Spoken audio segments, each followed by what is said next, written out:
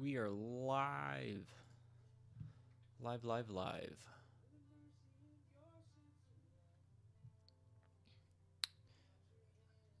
Which is really cool. So make sure I have, here we go. Just want to make sure I have the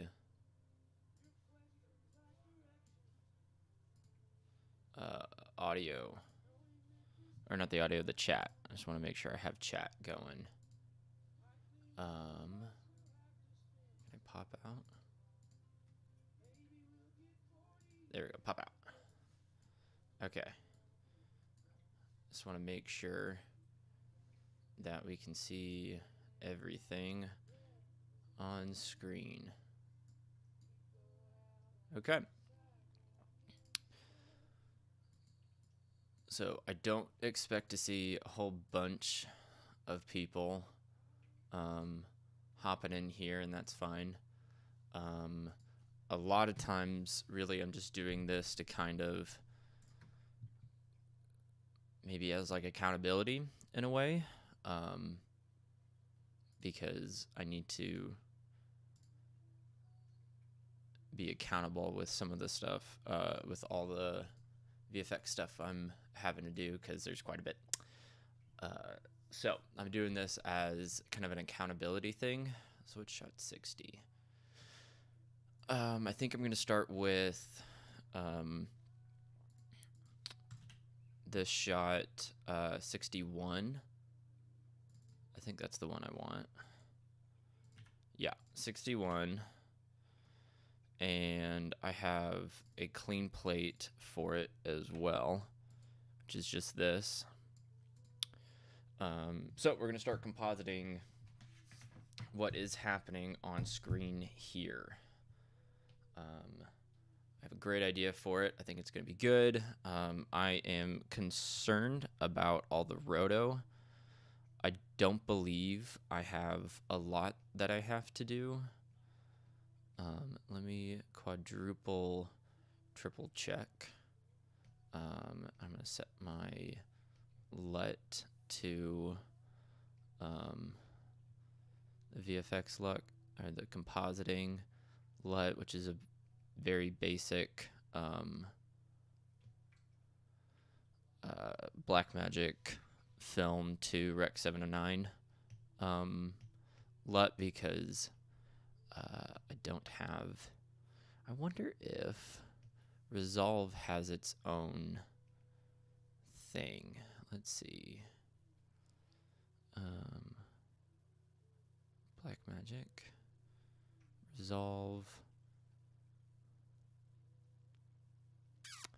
I'm sure they have their own LUTs, right? The question is where? Canon LUTs. I don't know why they have a specific folder for Canon.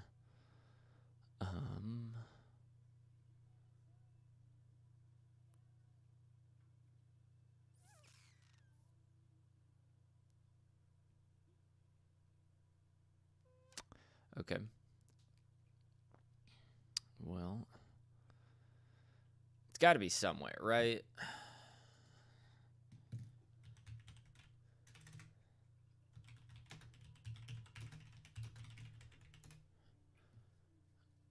I just need to make sure. Blackmagic Divine. Support? Do I need to look at support?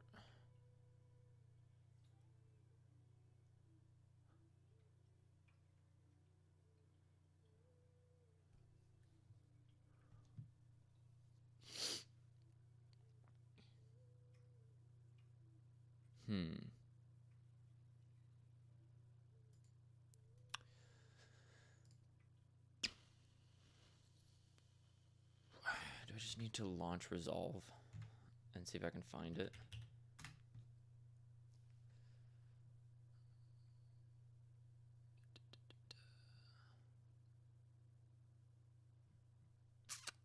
I'm going to try it anyway.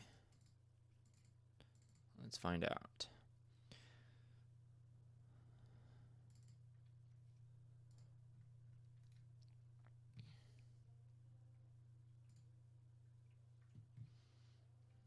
I'm sure it's in the color tab. I would imagine. Oh, and then I can, hold on. Project. Oh, wait. Color management. Open LUT folder. Maybe this is it.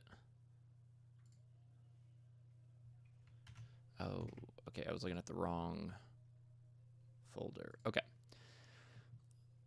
Let's see. They have VFX IO.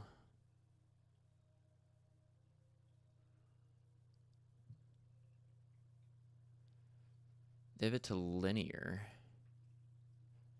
Okay, here we are. Here it is. This is filmed on a 6K Pro. 6K film. I don't want video. I just want Rec 709.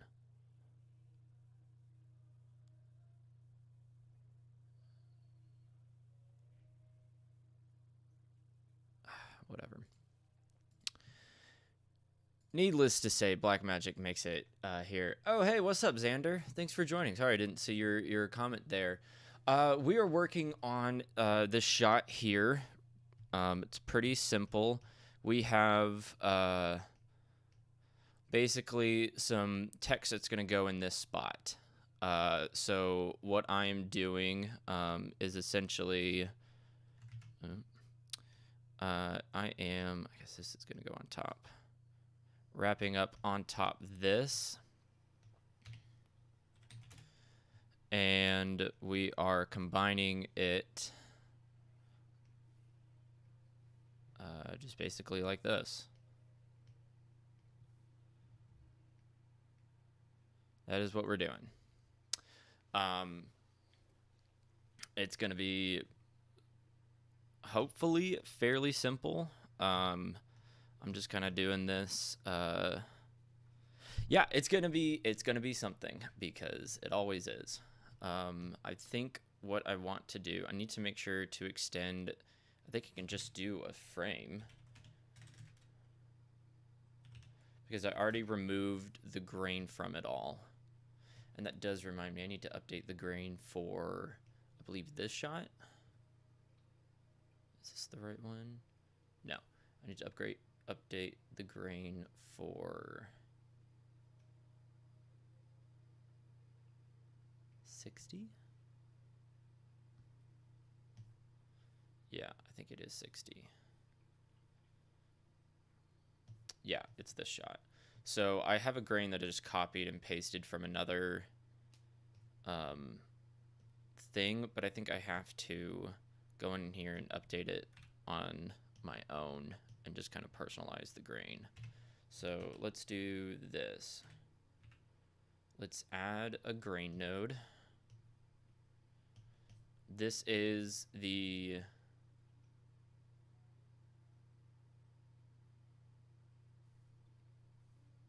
raw. Why isn't that shot working though? Okay, so that's the raw right there. And this is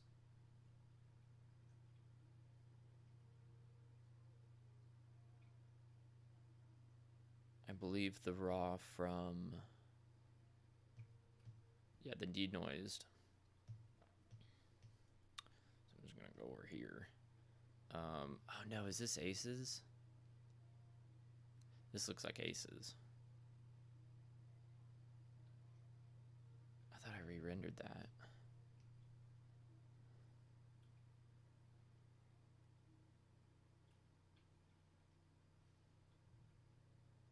Dang, I thought I re-rendered that shot so that it wasn't in aces. Okay, I'll just do that now while I'm already here.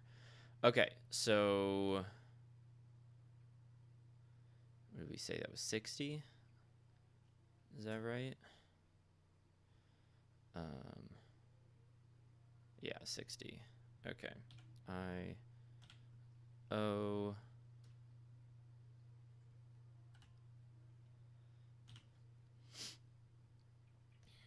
And I need the reduce noise on.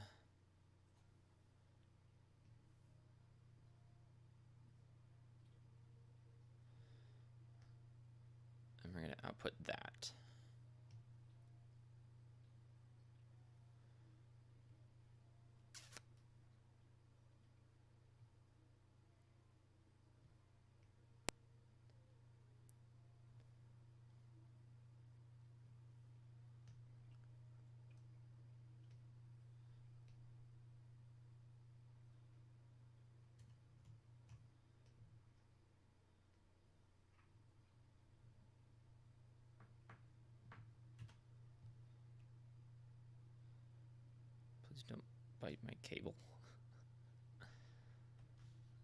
I have my cat on my desk and she's making things difficult. You can go away. Okay. I just need to name it correctly. Dang it.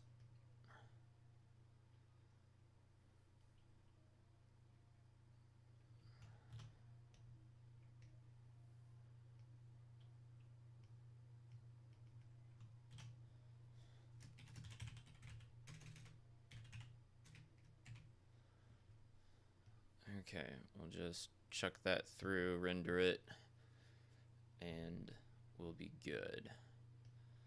I really did thought that this was not in aces.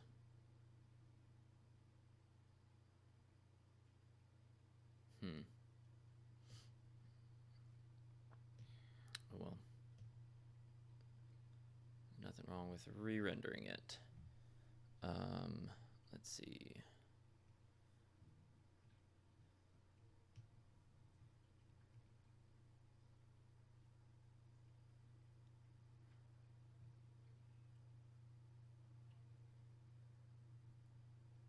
Just want to make sure I have it all here.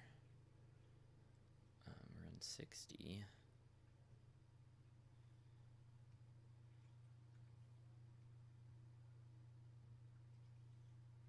I should be re-rendering. Yeah. All right. Cool.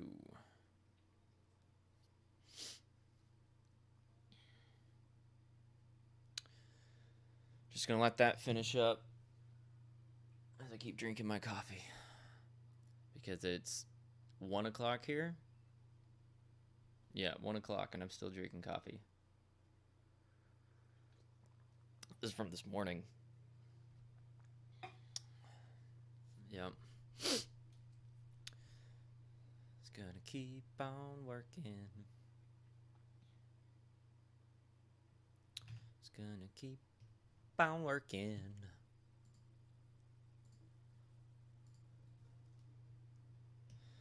I can do that later. Let's get back to not that, but this guy. And the goal here, I gotta figure it out because I have to somehow match this plate with this other one. Not sure how I'm gonna do it yet. That's what's having to happen.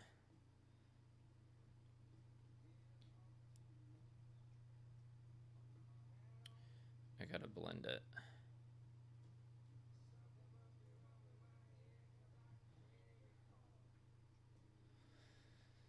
It's really slow right now because it's trying to render this shot for... Okay, it just finished. Alright, I'm just gonna close that. And then I can, I believe, just reload this shot.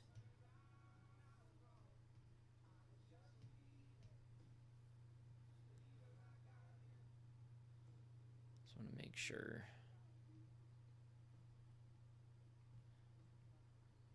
Is the shot just... It's just a new one. Alright, that's fine. It should all be the same, yeah. Okay, and then I can throw in my... Not that.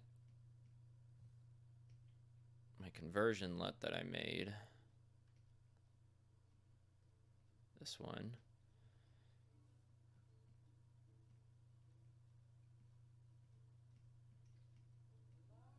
Alright, I think I just broke the viewer, whatever. Okay, there we go. Now we're back. And we have all the shots.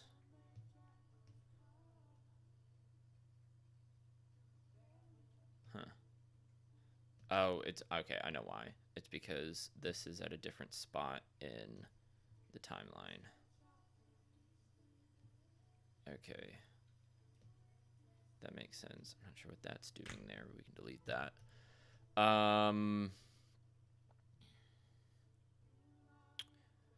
I can do is just take this guy, come over here, can put a merge node just to be extra safe and secure. Set this as difference, and then we can go into our spot over here, and then I can shuffle around this until they line up right there. And then we are matched in the timeline. Yeah, that looks good. Okay, so now let's grab this guy, bring it over back to here, and get this grain thing sorted out. So what we want to do is, that's our original.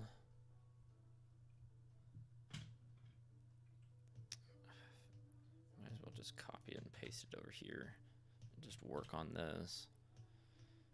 So that's our original. This is our denoised, and we need to throw that guy in there, split the shot, and then throw the grain over here, and also add that LUT so that they're the same. Okay, now we're good.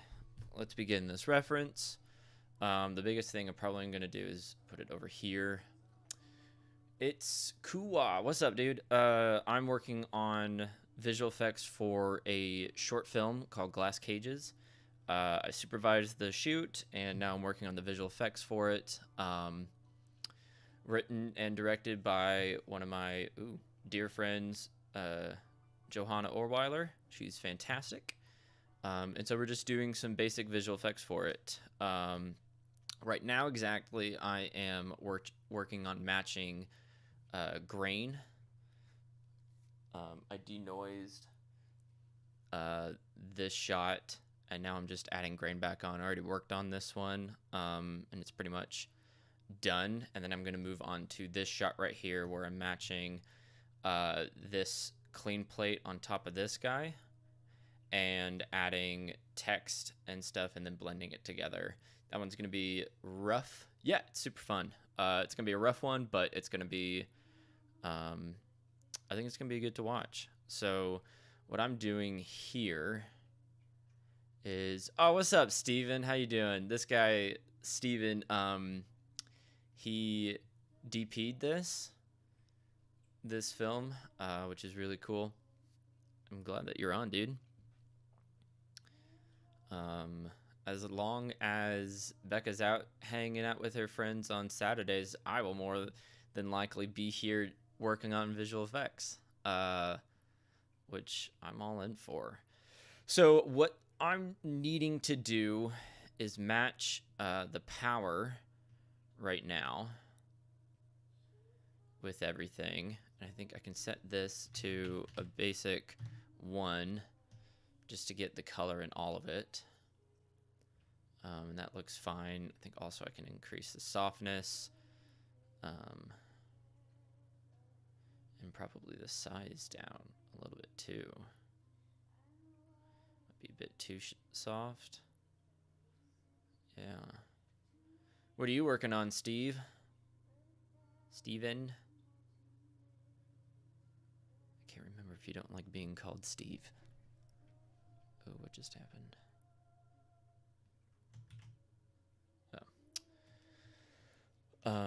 Okay, now we go into the red channel and look at the difference between the two. I'm doing right here because it shows me kind of midtones, highlights, shadows right here. It'll really help when it comes to blending. So we can see in this original plate, it's really heavy on the red and the shadows. So what I can do is just collective work, and I'm chilling. What's up, dude? How are you feeling? Last time I remember you were coming off the vaccine and just not feeling well. You back to feeling good?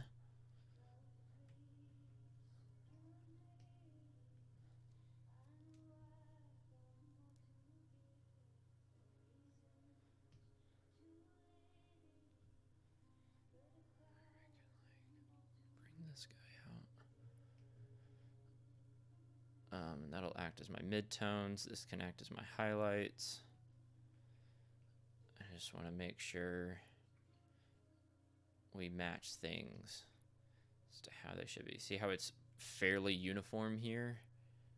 I just need to match the curve that it has. It's pretty heavy in this area right here. So let's get that looking right. And then I believe somewhere around here we need to bring it down. And whatever this area is right here also needs to be brought down.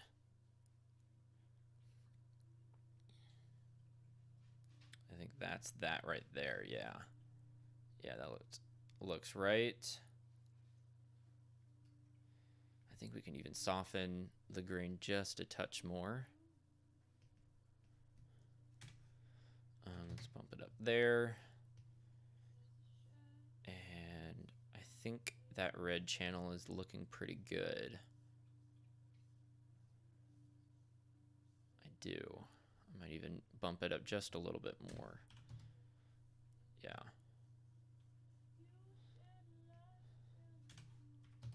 Okay. I'm gonna take my watch off.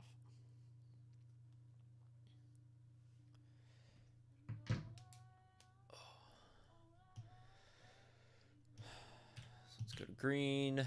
Green channel is pretty muted, so we can even go in here and just bring down that green channel as a whole. And then probably even match it with what red is doing. Bring that there. Bring the highlights down. More or less match that. I even bring this part up just a touch. So this grain tool is actually pretty nice. I'm really impressed with it. I think it does everything that I need for it. Okay, now let's go to the blue channel. Blue channel's pretty heavy across the board. Actually, it looks like there's a lot more blue. So let's bump that up. It looks right in the dark shadows, and we just need to adjust its spread. New diffusion, so I'm watching you work. It's a lot of fun. Hell yeah, dude. I also sometimes feel like I'm new to Fusion. I've been working in it for, I don't know, a year or so. Maybe almost 2 years at this point. And I way prefer it over After Effects. I'm so tired of using After Effects. It frustrates me to no end. So I'm really happy to be diving into Fusion, and I'm kind of doing the thing where I like go hardcore into Fusion, and you know, I don't allow myself to use After Effects. It's just learn node compositing, teach yourself node compositing, and you will do better. Or just kind of like throw yourself in. And there we go. I think that looks good. I might even increase the intensity and bring down that softness. I don't know how well it translates onto a stream, because it's just everything is going to get super compressed. I'm going to take that back up to 6. I think that's good. Okay, cool. That works. So now we have regrained this shot, and it looks like it is a lot better. So I can delete this grain tool, and I can throw that one in there, and we can be ready to re-render that. So I probably ought to version up just as a caution. Okay. And here's actually something that's really cool. You can go in and I can't imagine going back to After Fusion at this point. Right. Yeah. I mean, especially when you teach yourself or you learn color theory and realize, hey, working in linear is just way better in every single way. A linear compositor a natively linear compositor like Fusion or Nuke is beyond amazing. And After Effects always trying to color correct everything just really messes up, and it's really annoying. I don't like it. I really don't. Let's see, version 2. Okay, we can pause that. I wonder if I can just load this up. I've done this on a network at my office, but I don't know if that'll work here. I guess I'll have to find out later. Okay, so that is clear. Let's go ahead and save this shot. We are referencing this name. And Aces. Yes, Aces is the greatest. The only reason why I'm not using Aces for this is because it has to go back into whatever Blackmagic film log that it was shot in, and Aces doesn't have an output for that. Yes, Xander, you're exactly reading my mind. You're exactly reading my mind. And so that's why I can't use it for this. I wish I could. I absolutely wish I could, but I can't. And that makes me really sad. V1. Yes. So that's just kind of the way it is. It's really annoying, but that's just what we have to work with. I even tried, where is it? I even have a Aces project set up that I was trying to figure out a solid way of going from Aces and Fusion and rendering that out, or Aces and Resolve as well, but trying to figure out how to bring it back into the Blackmagic thing. It got too much. I was like, if I can't do it simply, then I just can't do it right now. Because, I mean, look at that. That's pretty.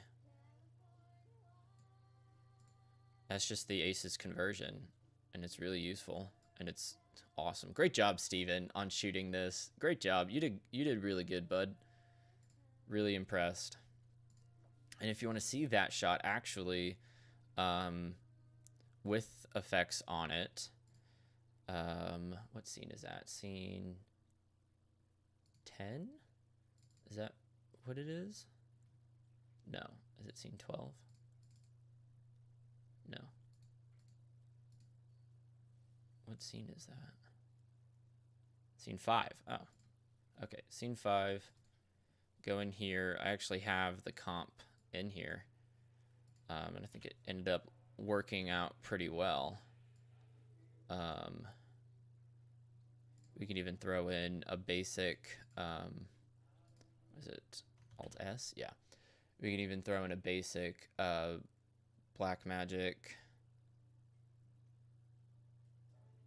6K film to video. Is that what it'll do? I think the math there looks funky. Is that it? I might have to redo that because that does not look right at all.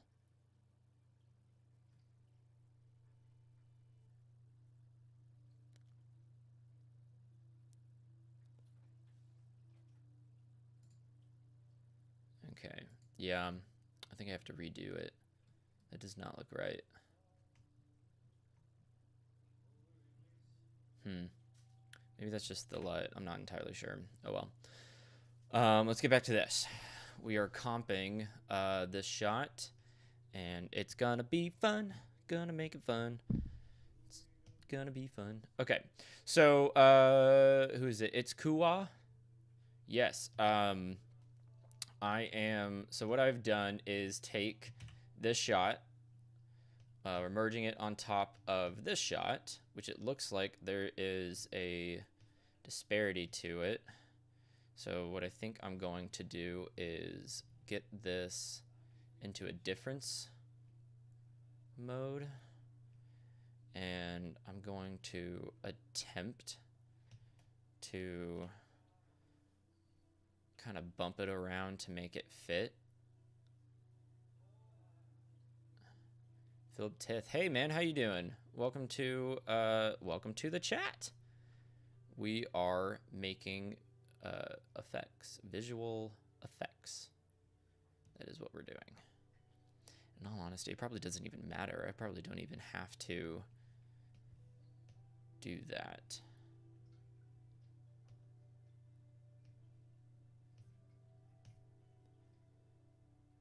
Yeah, I'm just not going to do it because I don't want to mess up with that corner up there. Okay, so here is the great funkiness. Honestly, actually, that softens pretty well. So let's just do kind of the basic thing that I was doing in the wider shots, which was I'm taking a blur node.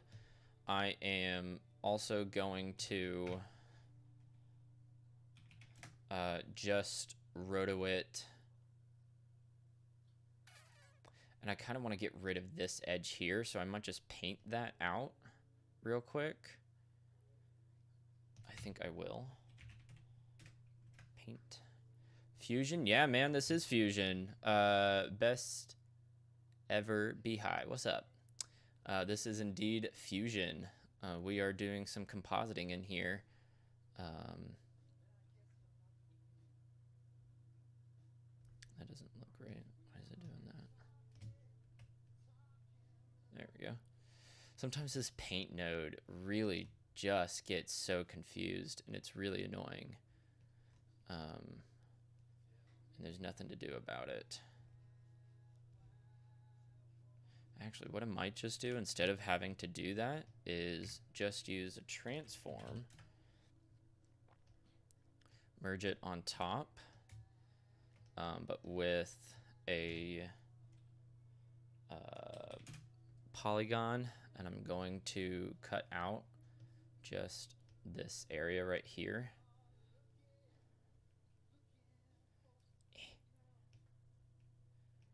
Yeah, cut out that area. And what I can do is just bump it over a little. If I look at it over here, bump it over a little, might even soften that edge a bit. Hello, cat. She was, oh my God, it was the most hilarious thing. She, interesting.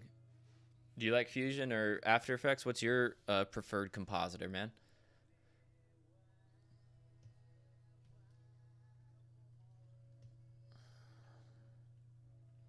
In all honesty, with all of the effects that I'm doing, it's more than likely just not gonna matter how much that matches, which is fine by me. But I thought I might as well do it anyway.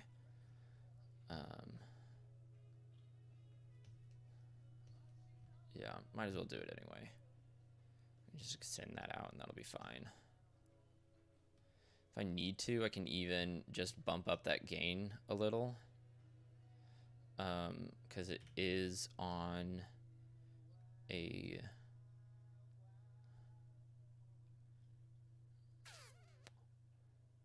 I like After Effects. Dude, by all means, enjoy After Effects. I use After Effects at work all the time.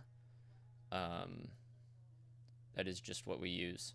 I like Fusion because I like working in linear, and this is linear project. After Effects does not handle linear all that well. That is just the case. Plus, I like the node workflow, so that is the reason why I'm doing that. But yeah, I mean, After Effects, it works as a compositor. It really does. I wonder if I can do the same with this under here. I forgot about this version. So what I can do is just grab that polygon.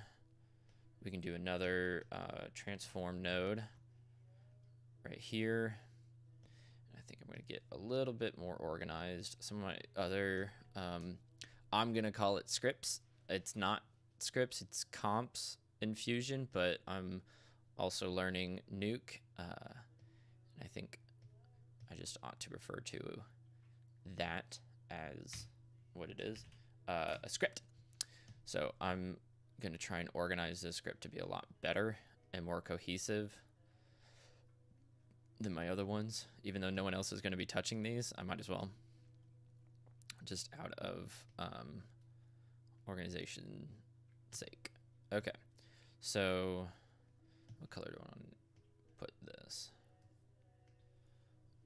Anyone have any color suggestions? All right, give me a color suggestion for that. It can't be purple. Other than that, give me a color suggestion, and we'll just use that.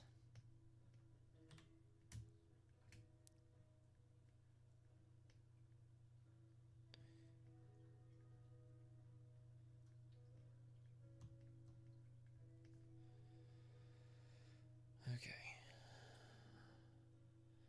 New to Node seems a little confusing. Absolutely. Not too long ago, I was in that exact same position, my man. Nodes can definitely feel confusing, especially if you've either known After Effects all your life or are just used to After Effects. You want blue? Let's do blue. Love that color. Blue. There we go. Yeah, it's just, it can seem confusing. It really can. But to me, it is a lot more. I'm sorry. I'm staring at my cat just doing whatever on my desk. Can you just sit down? There. Thank you. That's all you have to do. Just sit. Once you understand the concept of nodes and how it varies to layers in After Effects, you might even prefer the nodes more. I definitely do. It allows me to see visually what's happening without having to dive into pre-comp after pre-comp after pre-comp. And it's, yes. All right, definitely is at the beginning, but now it's, for me, I find layers far less adaptable for complex shots. Absolutely.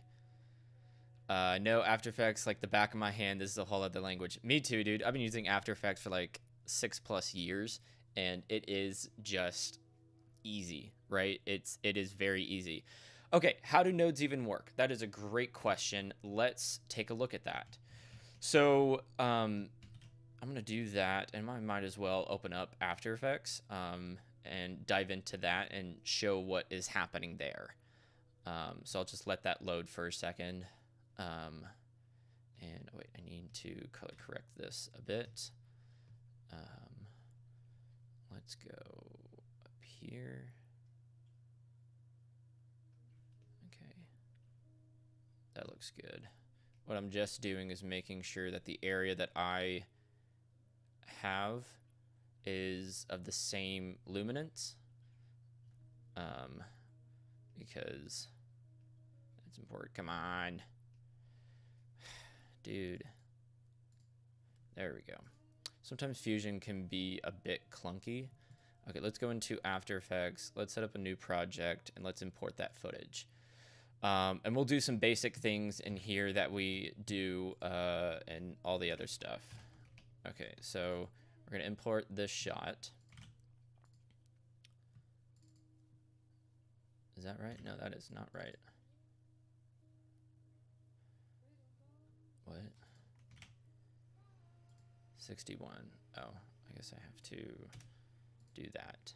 Now the stream is more interesting. Hell yeah. Let's get real interesting in this. I'm going to put my tablet away because yes. Okay. So let's go ahead and set up this shot. What did I open? What is this? Photoshop. Oh god. No, Photoshop. I don't want you. Go away. Go away. Okay. So yes. Okay. So this dives into the first issue that I have with After Effects. It is the linear light. I wonder if, wow, that goes all the way up there. Jeez, I forget how to do linear in here. Actually, I think what I do is I interpret this as preserve RGB. There we go. Now we have this as the same as this, except I have a LUT on, so we have it the same. Okay, these are the same. So let's do what I just did, right? Which was bump over the pixels over here to hide this little flange or whatever. So what you would normally do in After Effects is duplicate the shot, probably add a little solid. We can just add that as an alpha matte, draw a pen tool around here, close that off, and then right here all we have to do is bump it over. Might even expand this a little bit, feather it, and do the same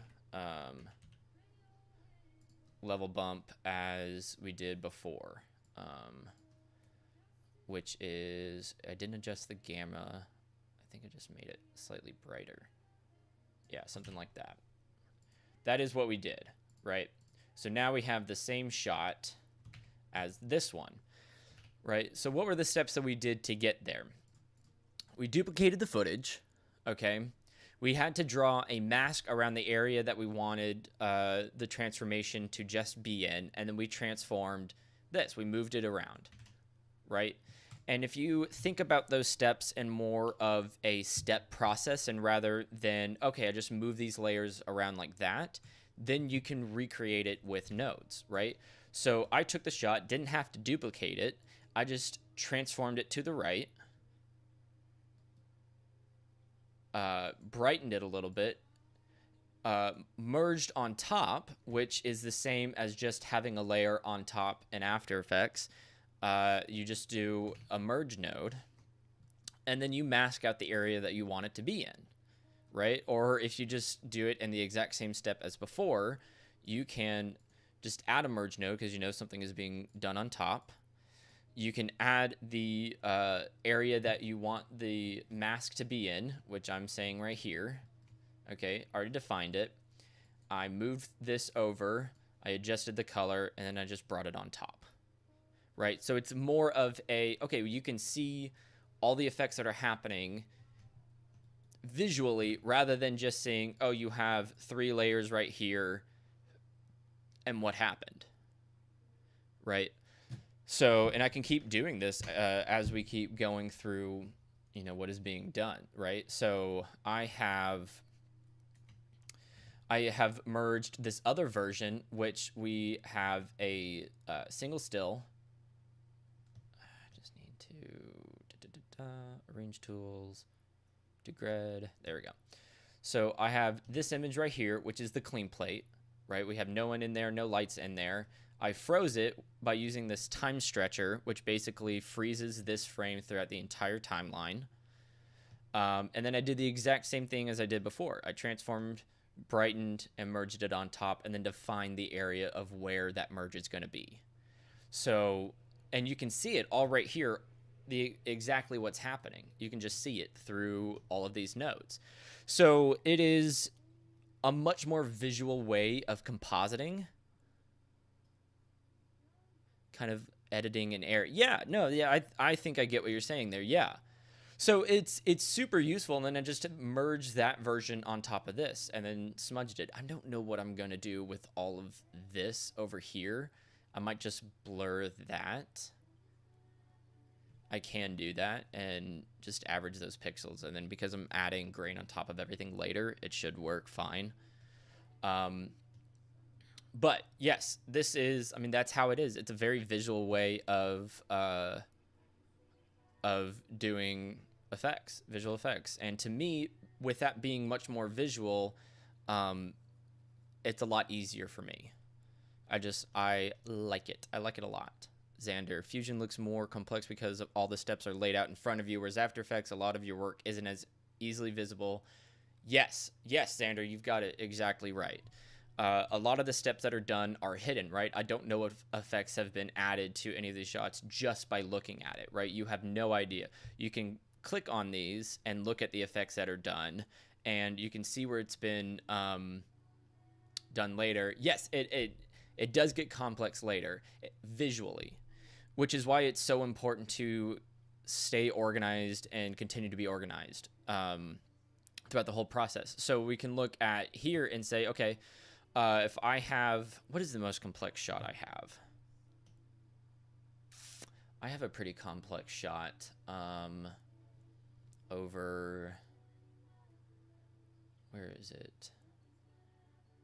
Is it 30? Maybe this one. Okay, this one's fairly complex, and I don't have it. Actually, this one's really not all that complex. It just looks like it. Is this the one shot that I thought of it being? Yeah. So right here, it looks confusing. Yes. And that's mostly because I spent 0 time trying to organize this.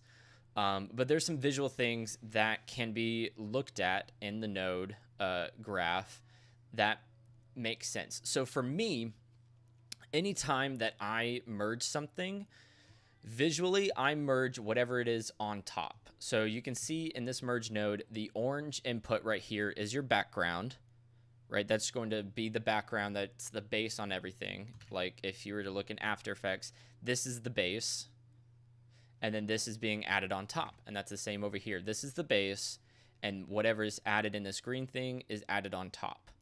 So visually, whatever you do to merge, whatever asset is being put on top, you keep that above, okay? So this up here, what did I do? What is up here? I don't remember. Oh, okay, I know what this is. There is a guy that is moving around back here in the footage, and I had masked him off. Let me see. Yeah, you can see his arm right there. Yeah, there he is. So what I did was I froze it in time somewhere. I moved a little bit to the side, color corrected, tracked it, and then merged it back on top, plus with a defined area of where that merge is going to be. And now he's gone.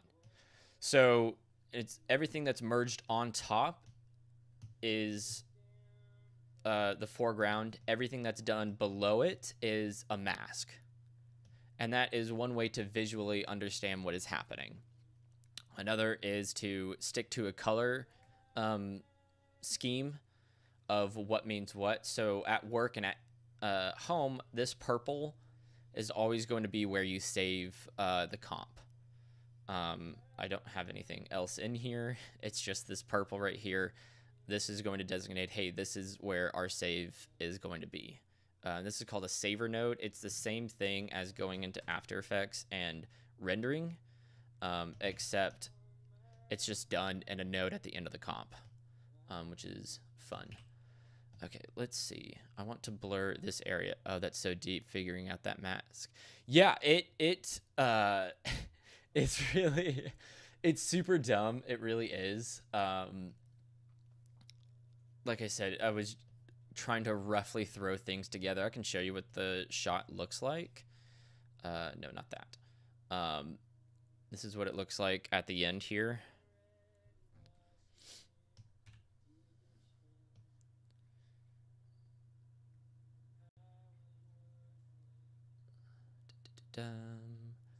Yes, I don't know why that's cut out. But what I did was I added grass in the scene, added vines, more vines, and all this is just masking of different spots. Like if I highlight this area down here, all it is just tracking and different masks that are here. And then it's all combined in this multi-merge that just adds it all together as a single solid mask, and then it is stenciled out of the CG. So that's all that is. It looks confusing, but it's not. Or at least I think it's not, because I'm the one that worked on it, which isn't always super useful. But here we are. So what I'm doing is defining the area right now for this blur to happen, which is the same as taking a solid or an adjustment layer, cutting out where you want it to be with a mask, and it just blurring, right? So that's that. And then what I can do is just blur the hell out of it, and that is the effect. The hell out of it. Removing node system seems a little easy. Okay, so like the idea of node systems is easy, or not using nodes in After Effects is easy?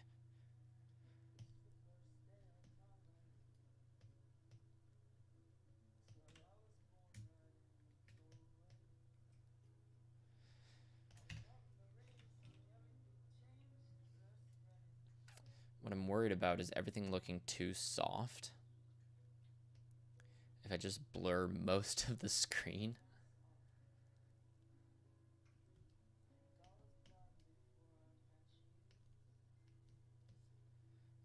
I'm afraid of that. Maybe if I maintain this solid contact shadow and I put that grain back on top, it'll look okay. That's what I'm hoping. Why in the world does it do that? Don't do that, bud. The idea of a node. Yes, yeah. The idea of a node system is super basic in that way. It can get complex, as most heavy VFX shots do get very complex, which is why having kind of a laid out system like that is really useful. And in Fusion, this area is called the flow, so having a nice laid out flow that is super well organized is really useful.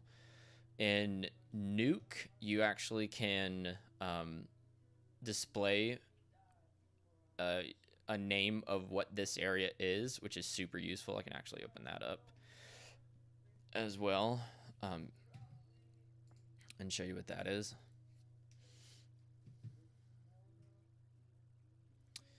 I like Nuke a lot.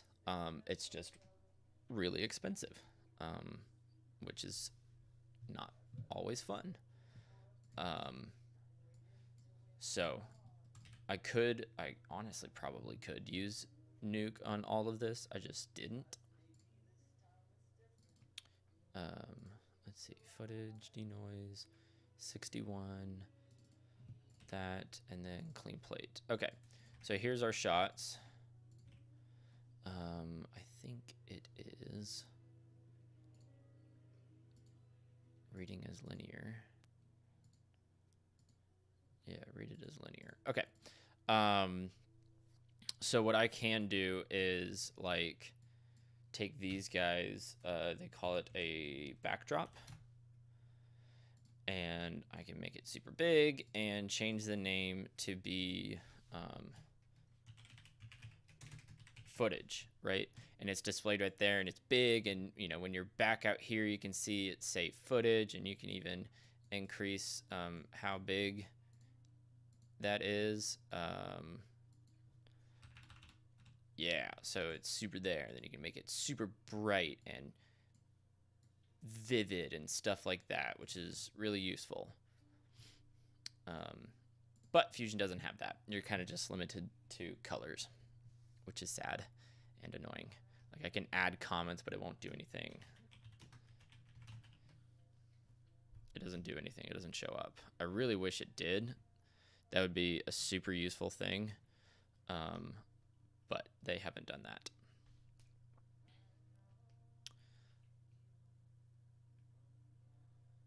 Okay, that's looking okay.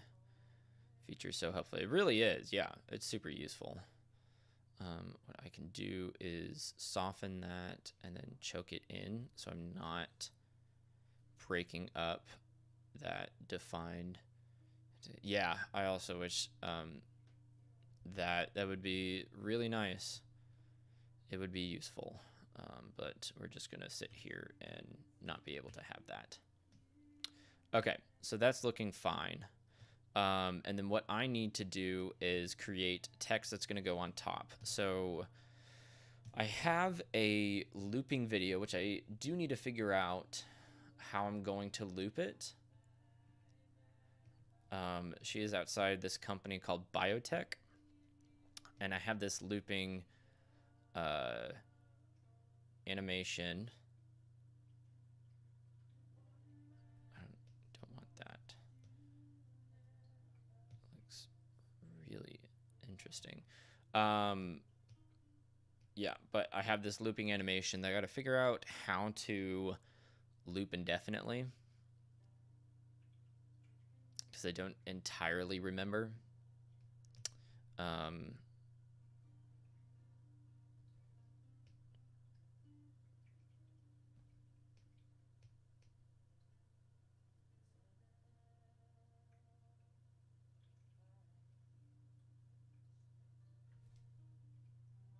All right, cool. There we go. There's an entire loop check. I did not know that. Or maybe I did and I don't know. Well, I can go over here and hit loop on that, and I don't have to freeze that. So that's cool. Dang. That's useful. Oh, well. I was freaking out one day trying to get stuff done. I was like, I can't figure out how to loop this thing. I don't know if I need to do blah, blah, blah. Okay, I'm just going to freeze it, throw it in there, and see what happens. No, they have an actual loop. Ridiculous. Ridiculous.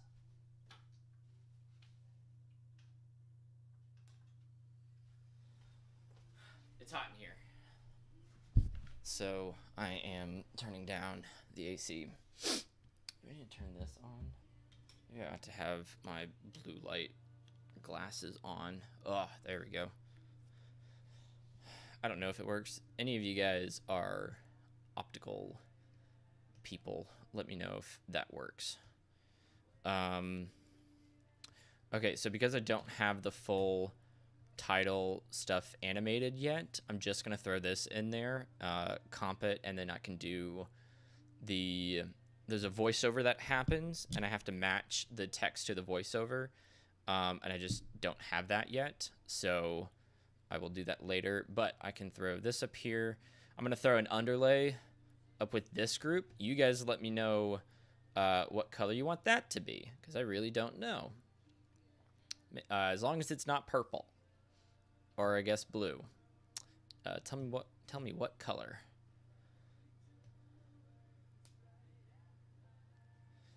Let's see. I believe what I need to do is add a corner pin.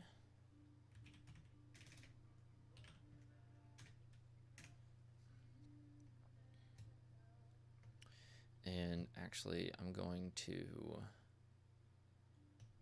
substitute it with a black frame so I can line that up. Yeah, so I can line it up here, and that'll work just fine.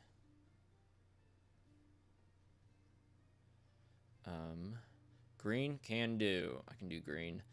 And then I think I can actually even, Control Shift V, yeah. So that brings up an instance of a node. So anything I do with this node, like if I were to bring it down out here, it gets done over here, which is really useful. But I can hold on to that for a minute. I can line this up more or less, and I'm actually going to remove those real quick. Line this back up, and I can go a little bit over the line. That'll be fine. I just need to pin this guy to here. So thankfully, none of these visual effects shots for this short film are super intense. Really, it's just going to be all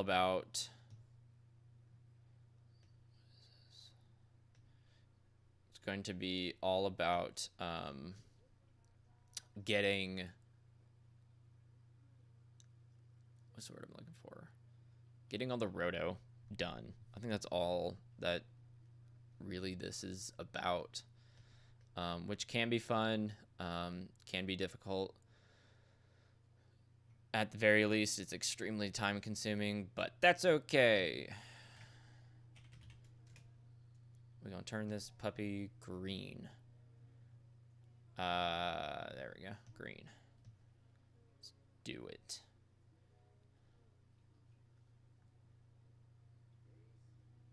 How many shots total? Ooh, that's a great question. Let's see. I have a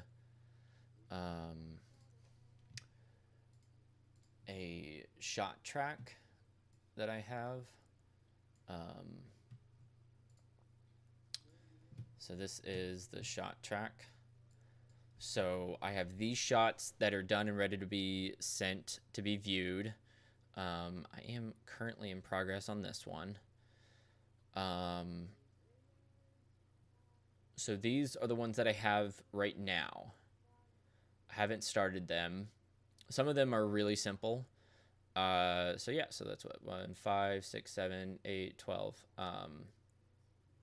Yeah, 17 for now. There's going to be more. It's actively being edited and locked, so it hasn't fully finished doing all that yet, which is fine. That's just how it be. I think we have a hard deadline on October 1st.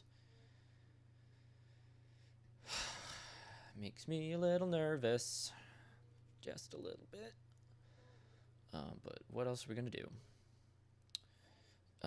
Okay, so I can go back to this shot and see what was done to it. This isn't finished. I have a white border, it looks like, that I can put in here.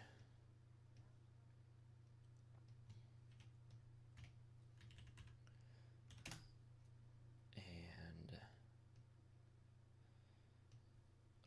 just invert that.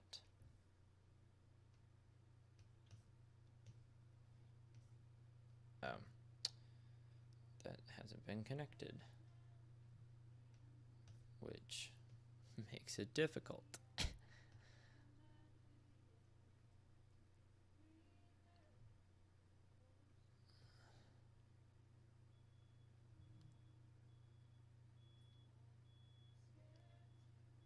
I think someone in my apartment has set their fire alarm off. That's funny. Here's what I can do. Oh, let's figure it out. Let's see if this is gonna actually work. I can lock that together. Okay, but it does not maintain the right aspect ratio, so I don't want to do that. I want to have these two thicknesses be the same relatively. I don't have to have it be perfect, but I want it to be similar enough. Okay, there's that. Another thing that's going to be important is that we need to have it blurred to match the softness. Let me turn this one off.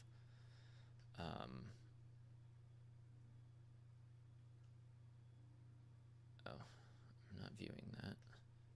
Okay, so we just want to match that softness, and we can throw it this back on top to make sure that it's looking good. What happened to that? That went back. Weird. Okay. Yeah, and so the goal now is to match what is happening over here. I might even color correct this and just bring down those highlights a bit. What is the way to do it? I don't want to. It's not correct. I think I'll put it over here. I'll just throw that in there. Throw that in there as well. We can take our levels, maybe bring them down a bit. We can move our shadows back up to match. but we took away the power of those highlights, and that's good.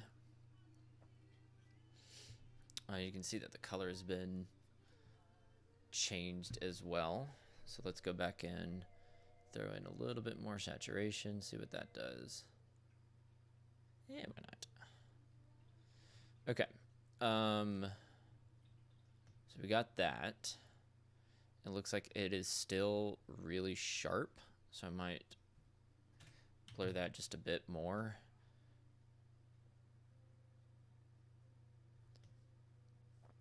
Maybe not, maybe not. Let's go back down to that. And then what I'm going to use on top of all of that is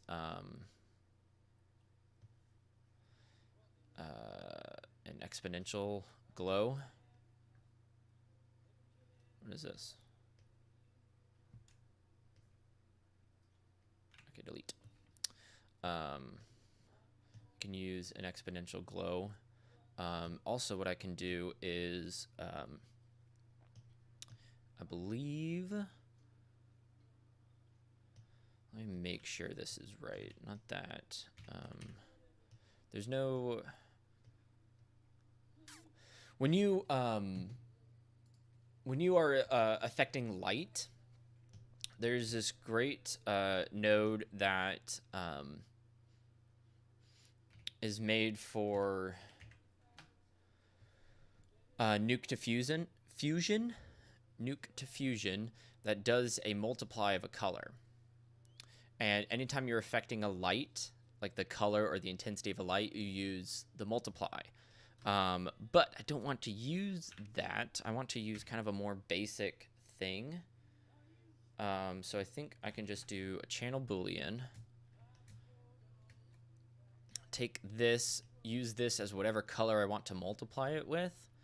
Let's say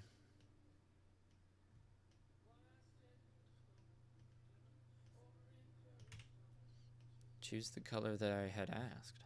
Oh, is it because it's so dark? Fine. Okay, do that. Multiply. There's a multiply function in here. Okay, it looks like that does affect it. And the alpha maintains. Perfect. That's exactly what we want.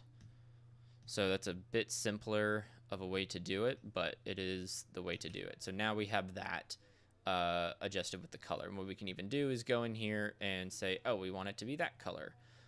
Or even better, we can go in, split our view, throw this shot into this version or into this screen.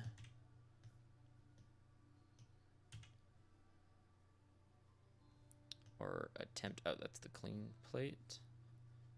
This shot, there we go. Grab this color that we have. It's blown out, but the color information is still there.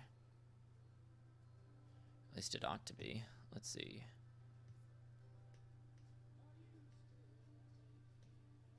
I don't believe it to be clipped. Or maybe it is. Let's see. Yeah, it's definitely clipped. Okay, so instead, what we can do, while maintaining... God, that is another thing that is really annoying, is trying to select that dot. Instead of making it all white, which it kind of almost did, we can select this guy, select like the fringe of it, do something like that. The way it still gets the color and everything. I can clear that. I'm gonna go back over here. And then out here, I'm going to use my Exponential Glow function. Which I wonder if I have another.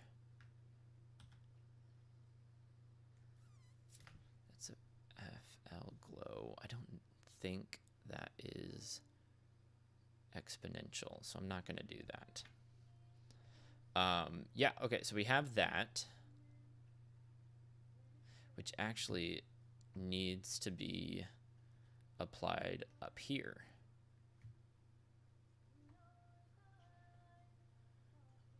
That's what needs to happen. And then we can...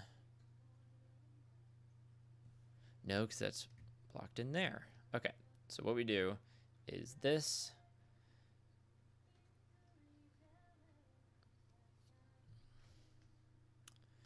And then merge it on top. Make sure we just do the effect only. Yeah. And what we do is we plus it. That's what we do. Okay, so we need to affect the fall off to be pretty big. We can turn that gain down. Fast. There's a fast exponential glow? No way. I would like that because this exponential glow that I'm using is pretty intense. Let's just look up glow.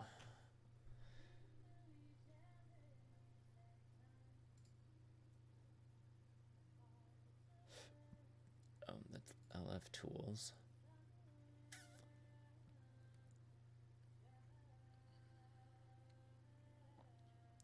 Maybe this is it?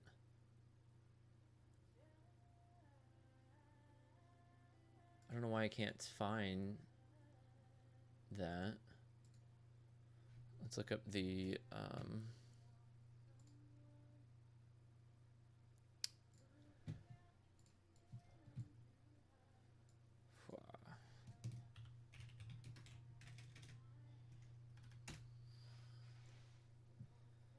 see if this has anything. Submissions.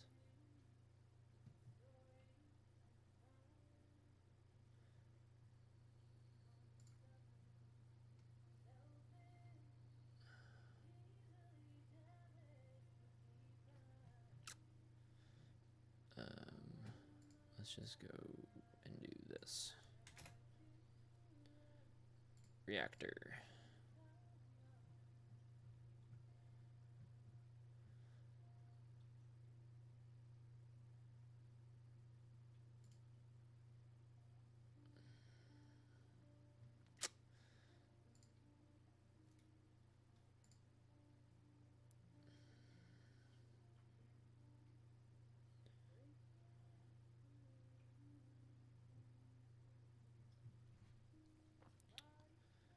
Not just search.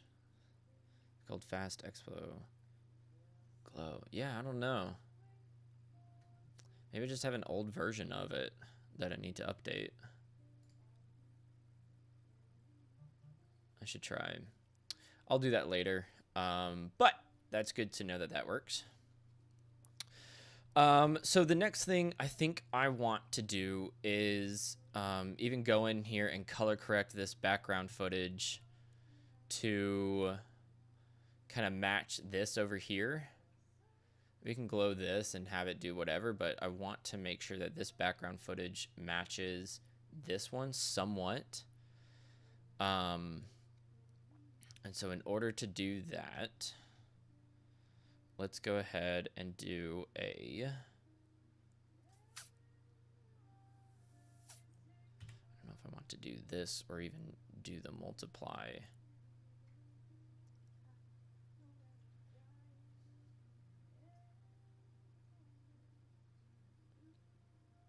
Honestly, that's not that bad. That doesn't look terrible. I probably want to up the gain a little bit.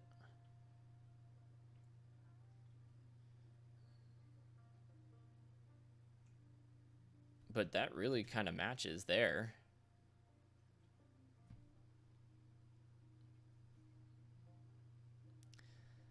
It kind of just does. Let me add this after all of those blurs and stuff. And maybe not. Maybe I wanted to do that. Let's look back at this exponential glow. This right here is annoying me. What I might do is go back and just clone a bit of this over here. And since it's going to be blurred anyway, it's probably going to be just fine. So let's do something similar to what I did with that edge and just do it over here. So Let's grab that again.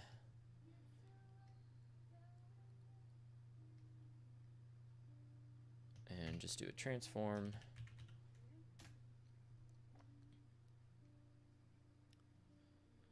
And a merge. And a poly. Or actually, let's grab this one, because that already outlines that. Let's grab that guy, and then also add another polygon, and then just limit it to this area. And I believe what I can do is combine it together and say, instead of merge,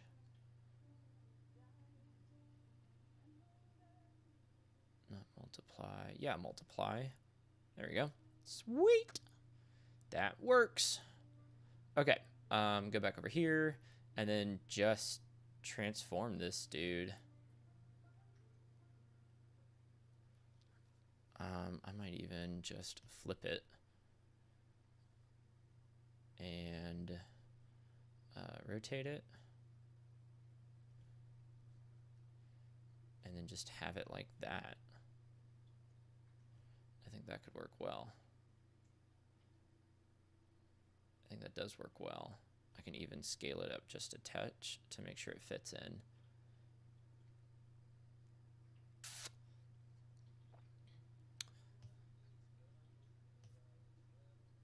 Yeah. And the question becomes, so it looks like a flare. It's not that bad. Okay, straight up, this worked out way better than I thought it would. So that's great. An airplane flying around.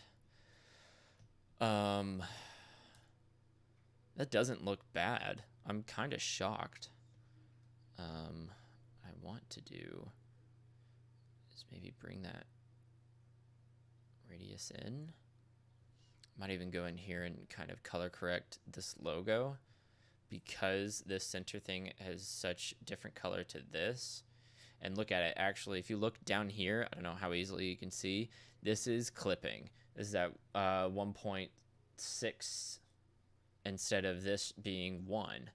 So what I could do to make sure it's all the same, I can even put a clamp node, and that'll, after viewing it, that'll clamp it. Perfect. So now I won't have that be such a massive glow compared to the other spots. So that's good. At least relatively. I feel like that's way too harsh.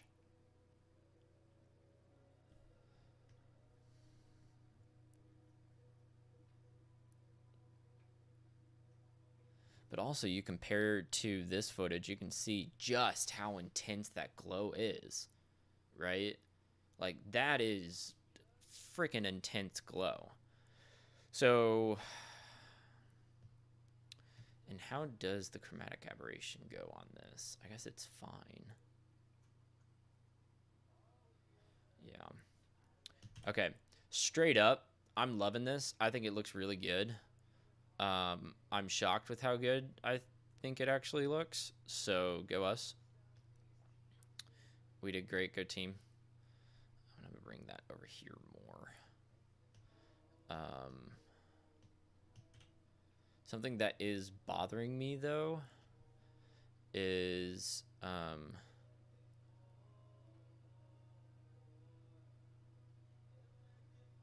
on. Just freaking click that bubble. Okay. Something that is bothering me is this transition area. I don't know if it's straight up just my head doing it, or if it's something else. There was a different blur node that I want to look at. I am curious. Like multi-blur. I wonder if that's any faster. Let's check that.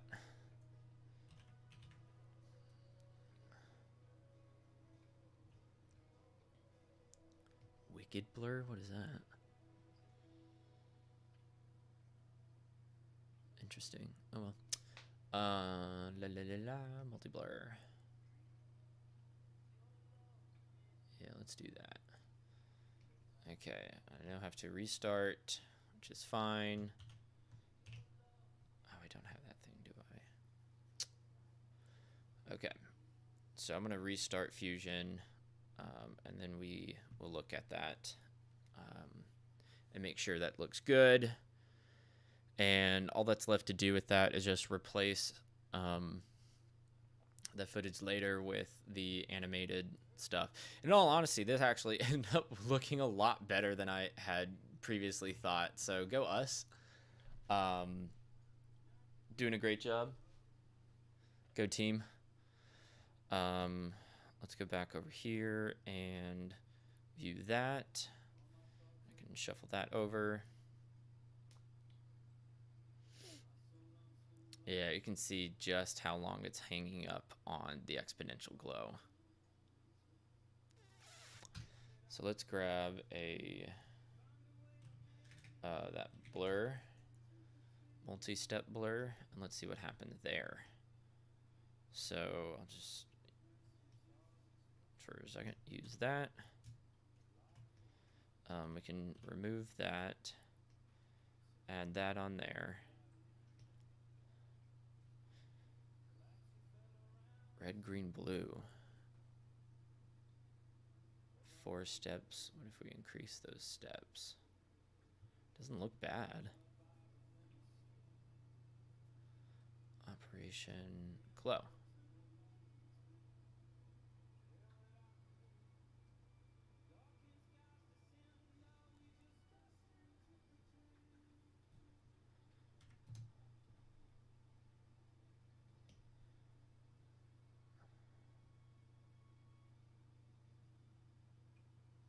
I can't tell if it's better.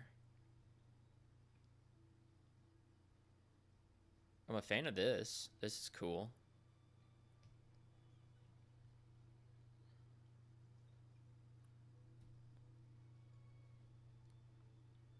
Oh. Oh, there's no... See, that's the issue there. There's no...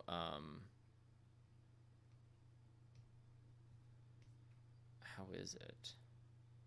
Is it just the effect only? I mean, luckily, we're just using effect only versus non. It's going to be the same thing, pretty much. I think I also need to make this color a bit more blue. Maybe take out some of the green, put in some more blue. Okay, that feels better. Feels a lot better. Yeah, let's do that. This is a cool... This is a cool little node right here, this multi-step one. I'm a fan.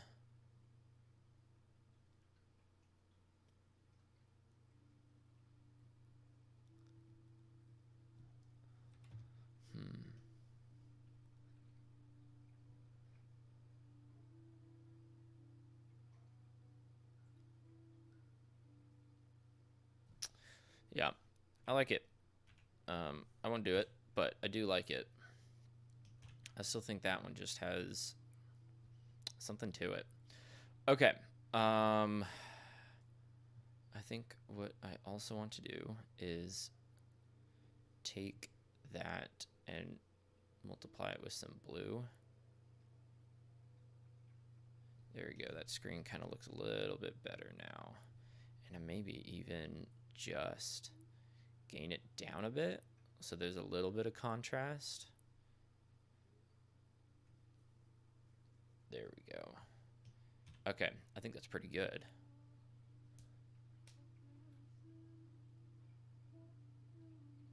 Reactor node called X-Glow. I'm gonna, what is that? Let's see. It's not here. Okay, maybe I do have an old version of Reactor. Is there any way to update Reactor Reactor preferences.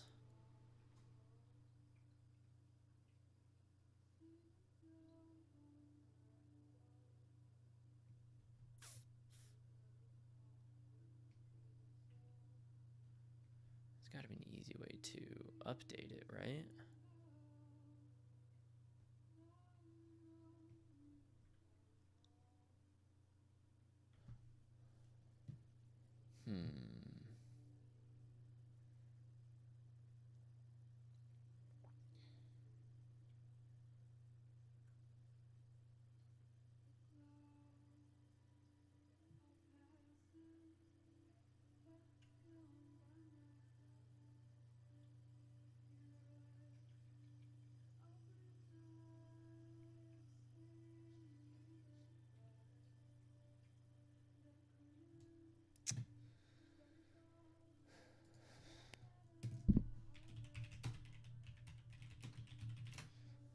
Wonder.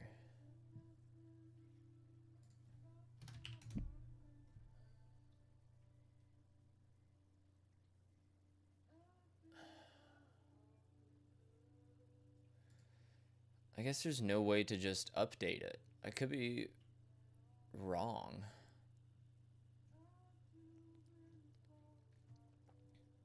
What version are we on?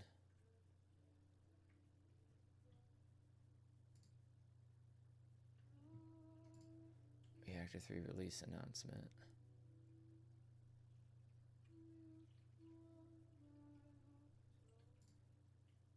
All right, screw it. We're going to update it now, see what happens. Am I going to break everything? Let's find out.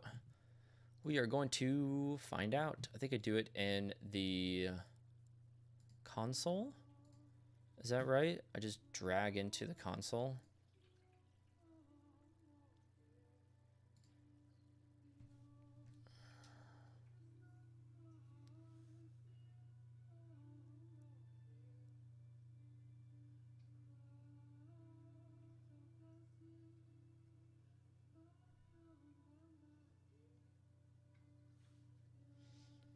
Did I do it?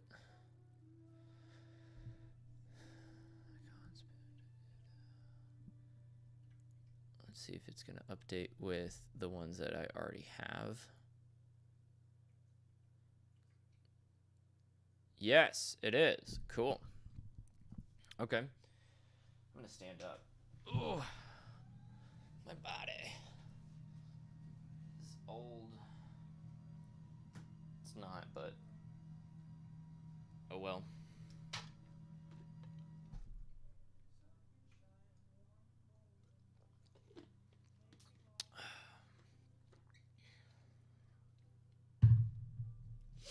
Let's see. We have. How long have we been streaming? La la la la. I'm not sure. I remember the previous installed version stuff. I've never tried this. I have no idea.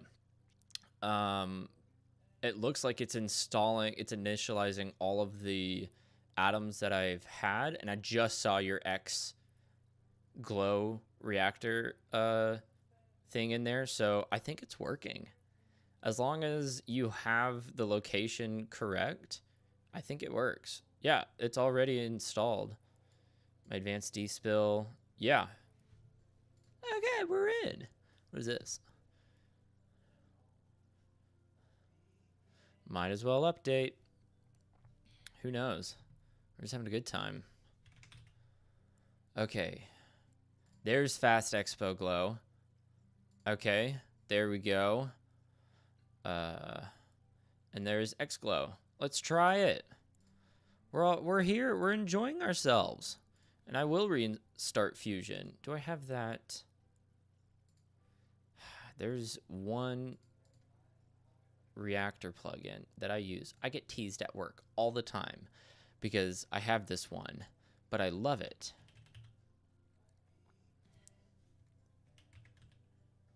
Restart Fusion. It is my favorite.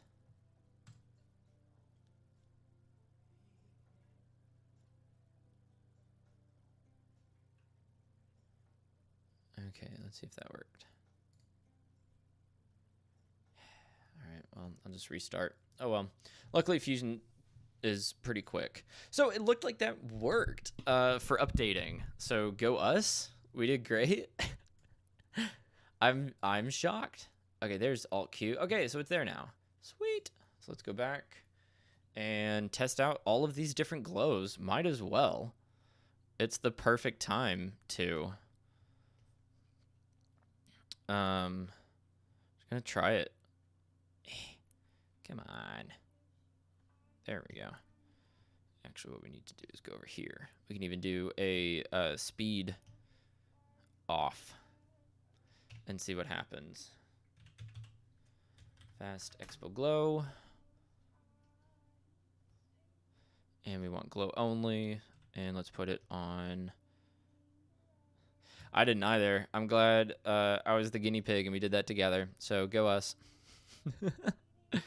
Got to make sure that if we're doing this, it needs to be set to add. That's just how that needs to be. Okay. Enable highlight roll off. Does that really do anything? Or do I have to enable the clip itself for me?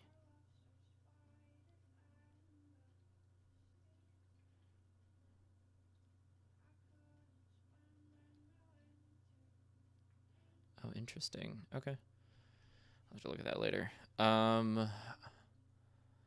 Glow spread, Fibonacci, exponential. How does it look compared to this?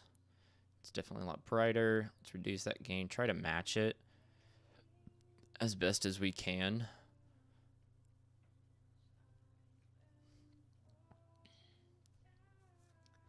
What's in advanced? Threshold. Cool. Okay, and let's grab that X Glow one and see what that does.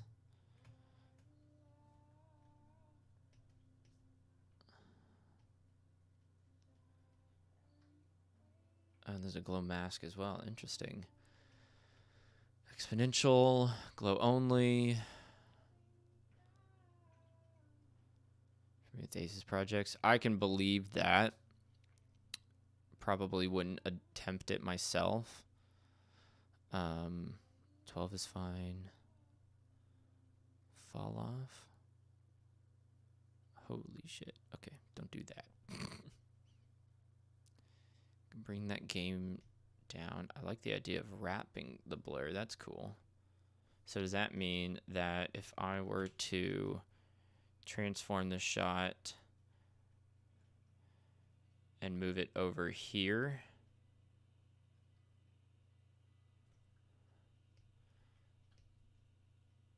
what does that do to the edge? Maybe it doesn't do anything. Or maybe it doesn't do what I think it's doing. Okay. I'm going to try this fast exponential glow thing and just do that. I feel like that's going to treat me pretty well. And it looks like it's going pretty fast.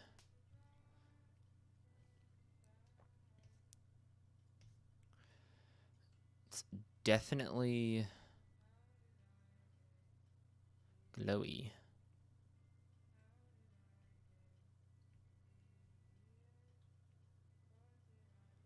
Let's fall off. Fibonacci and exponential. I don't know. I think it looks good. I think I like it.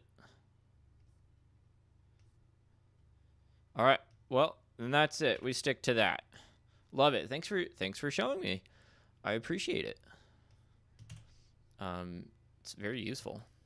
Okay, I think we got this. I'm going to do a slight adjustment before the glow. And I believe before the blurs, I want to do one more grade adjustment. And I'm going to do it at the mask point over here.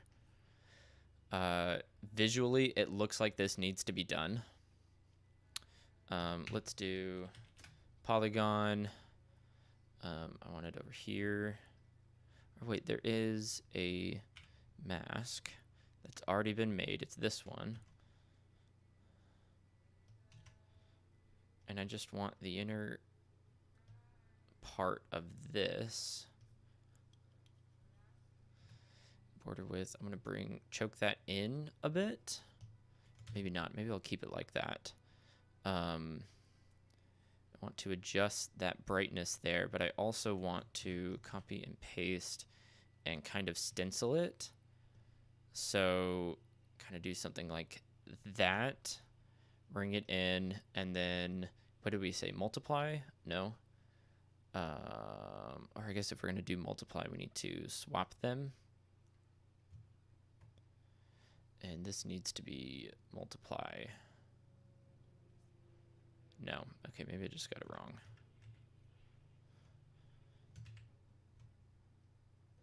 Okay, let's get this right. Sometimes my brain does not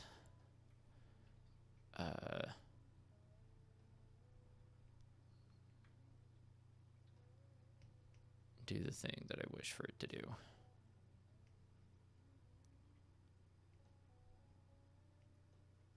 Invert, that's it. All right, cool. So now we have that. And what I want to do is even take this bit over here, and then I can take this guy,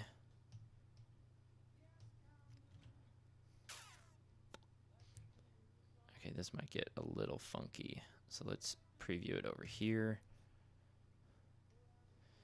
and multiply. No, subtract. There we go. Okay, so we'll do that. That way we don't affect that.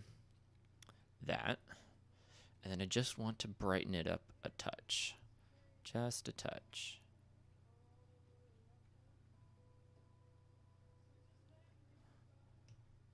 And I can even adjust where this blur is. I just want to adjust it just a bit. And maybe gain isn't the right. We gamut it up a little.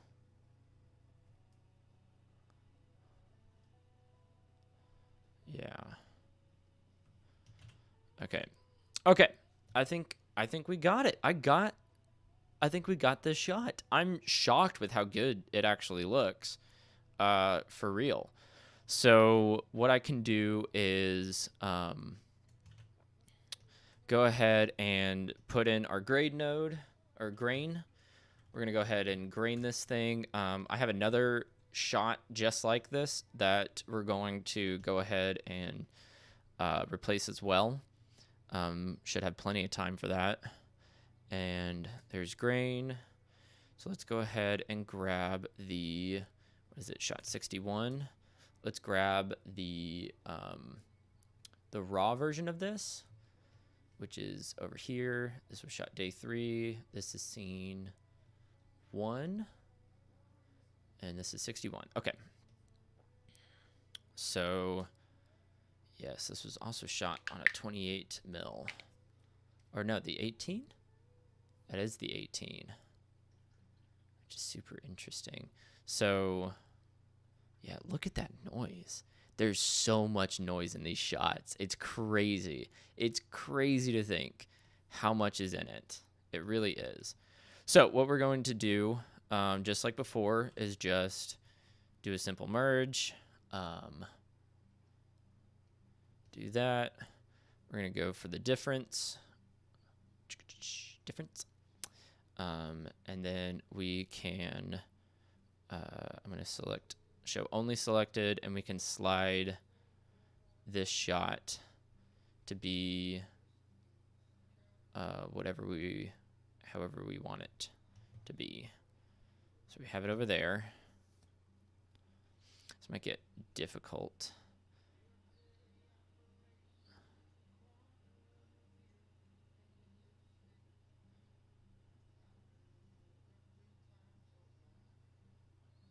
Is that going to be it? Might as well. I mean, really just doing that. All right, that'll be fine. Let's do that. Okay. We can remove the difference, and then now we just add the grain. So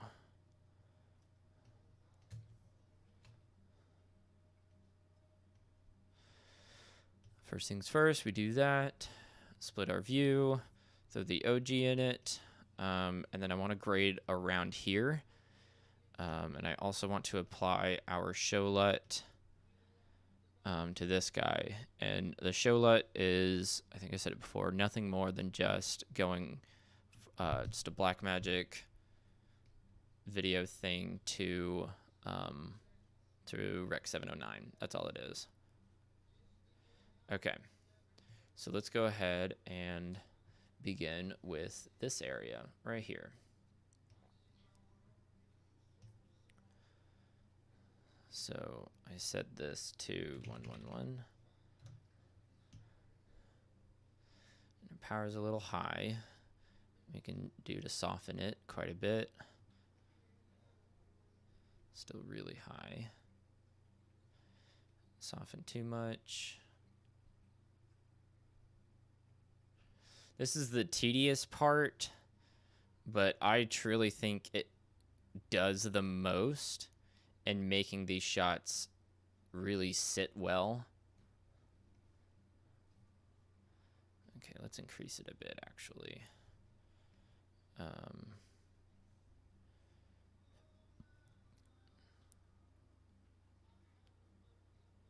wonder if the grain size is just fine. I think it is. Maybe we can do it whenever we go into the individual channels. We'll double check that.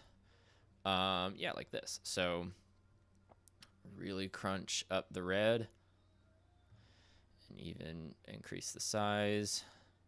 Bring that red back down and even that size back down.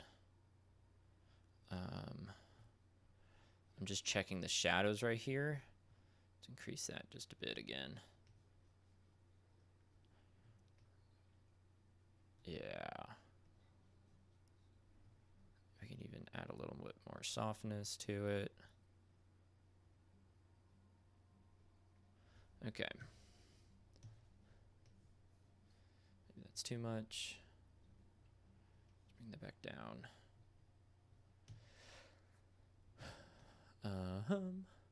Okay, now let's go to this area, which is going to be very specific.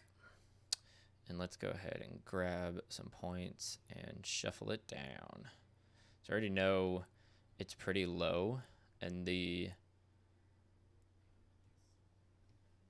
mids. Okay, that looks really good, actually.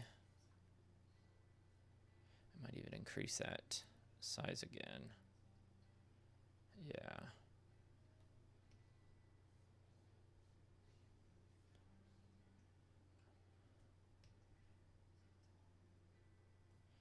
I think that's looking really good. Okay, let's go to the green. Green channel is way too hot.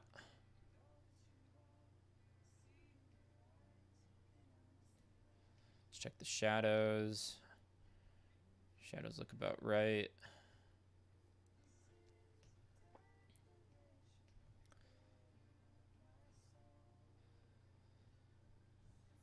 Let's bring that down. See what we got over here. I think that looks really good. So because I'm only checking this side, because everything else over here is remade and redone, I want to make sure that this area sits correctly. You know, of course it's going, you know, we got to go for the whole frame and everything, but I just want to make sure.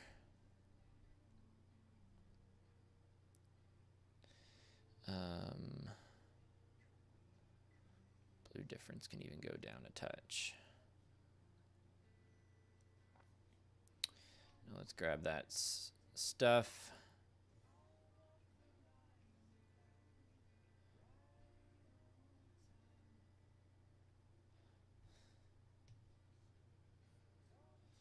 It's too much.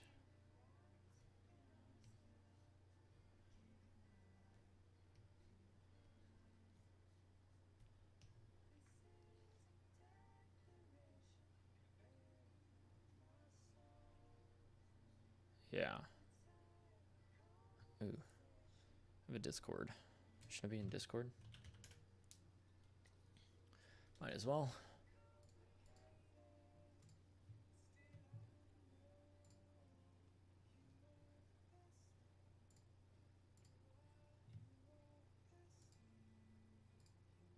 Okay.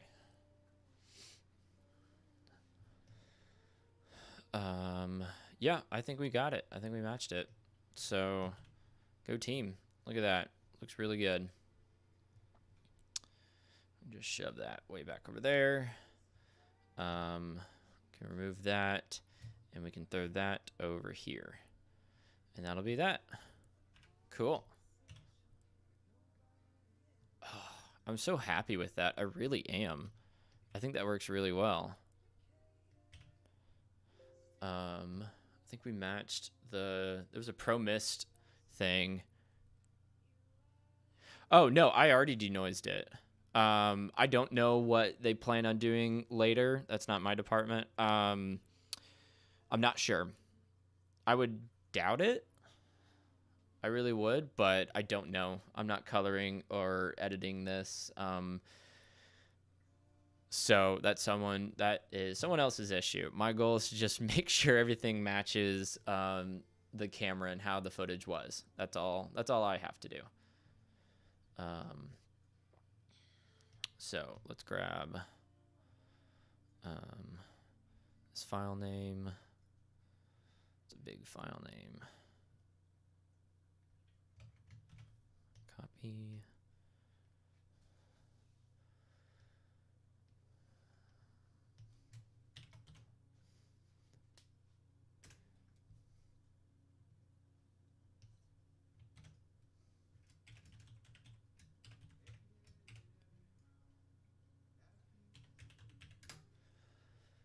Okay. Float 16. Piz. And I think that is good. I think we were good there. So let's go ahead and do an underlay. And yeah, make sure we're Gucci in saving that.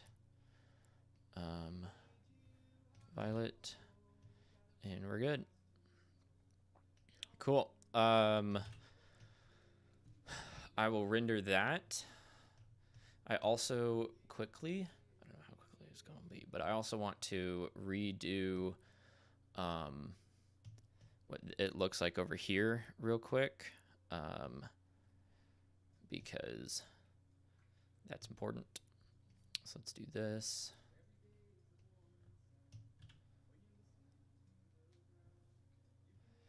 And I will redo this as that fast Expo Glow.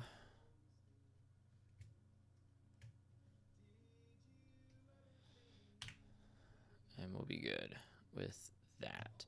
Okay, so yeah, so we can see some of the stuff that needs to be done that it just didn't do, because I don't know, I was just trying to render it out fairly quickly.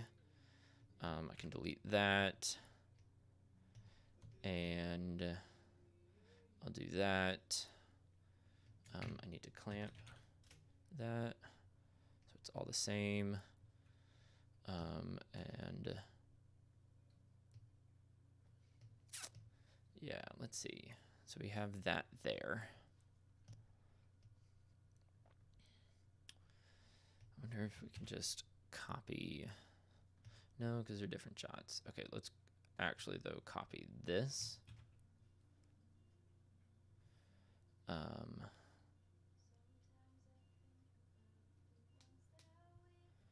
And what we can do is recombine these guys together as the same asset and then multiply it all later.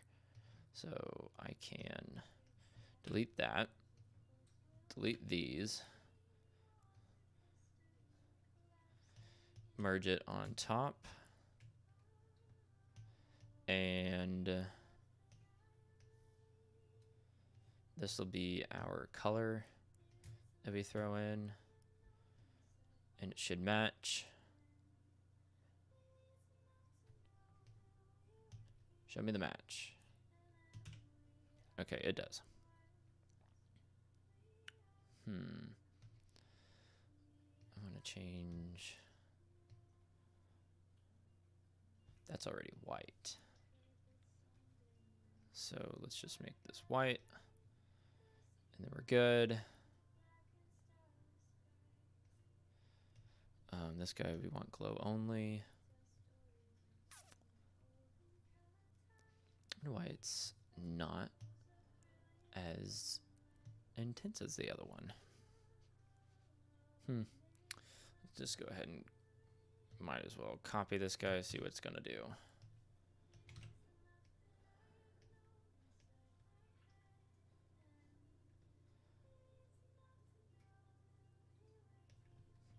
Yeah. Might shrink that radius a bit. Oh yeah, I need to, nope, I already have that. Okay. I wonder if I just need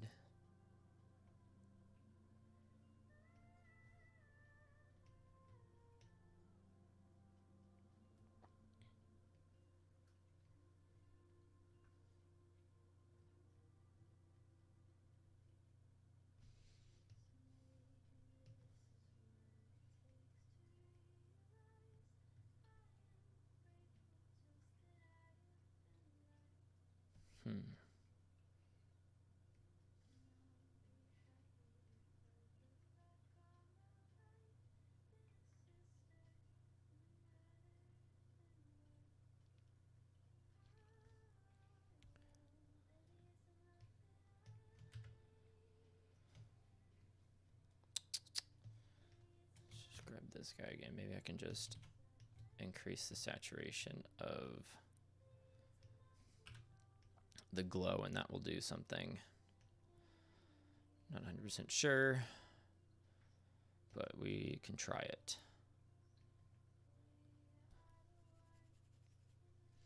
Okay, the answer is no.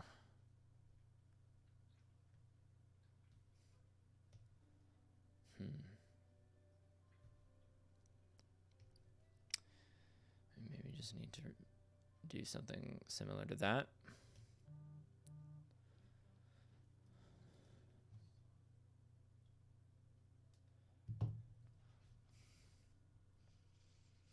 I also feel like it's not as intense as over here, but maybe they'll fix that in coloring. That's not me. I'm just matching the shots. Yeah, that's what I'm doing. All right, cool. Okay, so we have that. We have that. Now I know there is a. Let's look at resolve.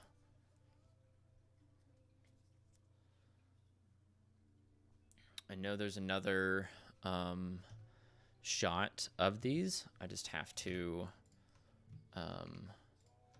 get to it. Okay, so that's good to render. That's our. I'm gonna create a new folder up here.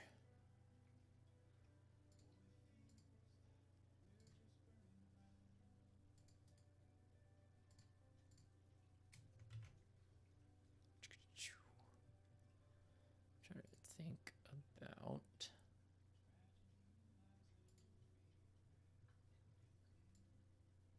Here we go. Yeah, here's another one. Add a group. Render. There we go. What color do we want? Let's do red. Sorry, you guys can't see what I'm doing. Okay.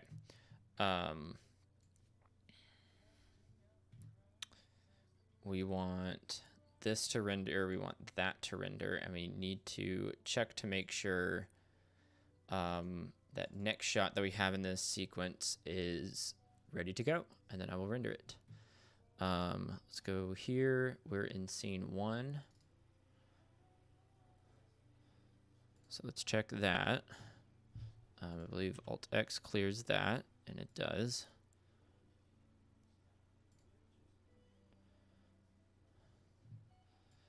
Those are cleanup shots.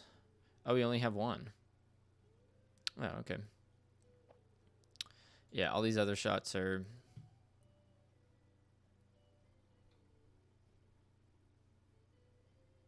Okay, it crashed. Geez. Oh, well. Let's see. Are there any other shots in that project? That'll be good to just hop on and work on. Let's find out.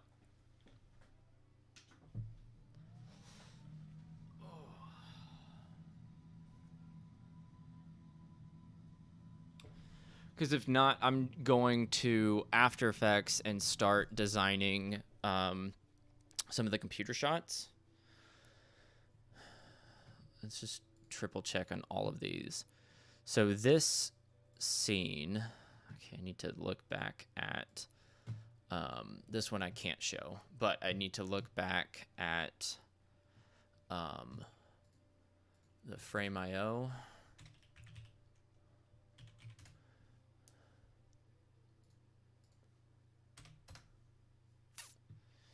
And make sure I understand what those shots are going to be. Because I don't remember what I'm doing for scene 12. I might even just message the director and be like, hey, what am I doing for this? Because I got no idea.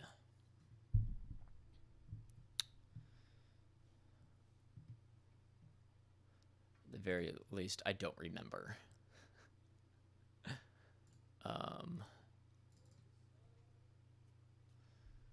Let's see, this is the most recent.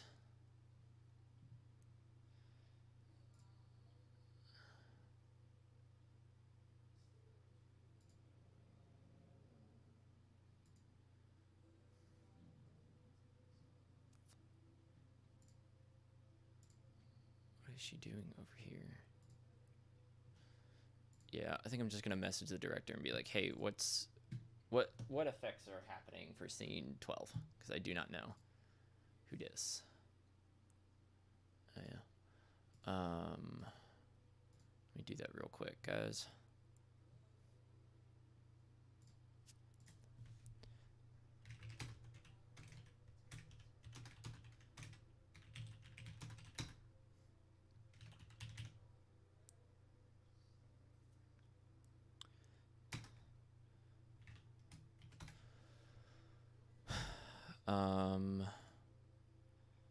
We have 10. Let's look at 10 real quick. See what's happening here. Okay, these are some big VFX shots. Yeah. I remember that. Okay. These are going to be interesting. This one is... Not that one. This one is entirely... I need to remove this strip of paper that flies out. Just kind of plop it out right there. Like, yeah, like right there. I begin masking it as she throws all the other stuff. And it crashed again. I wonder why. What is the reasoning? I don't know. I might as well go ahead and render this because it's only, I don't know, 200 frames and it should go by pretty quickly.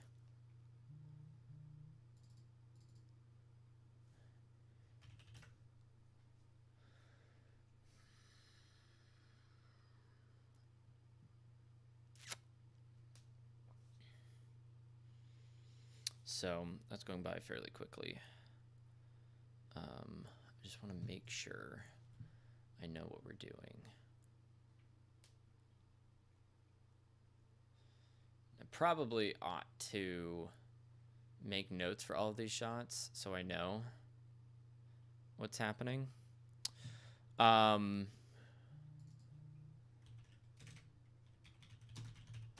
Okay.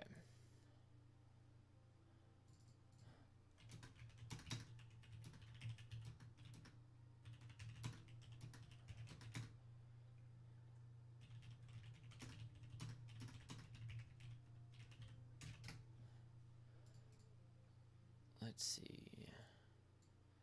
I'm messaging the director right now to make sure I understand what's happening with everything.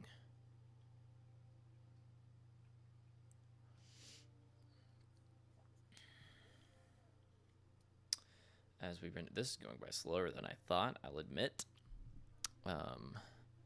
But what else are we gonna do?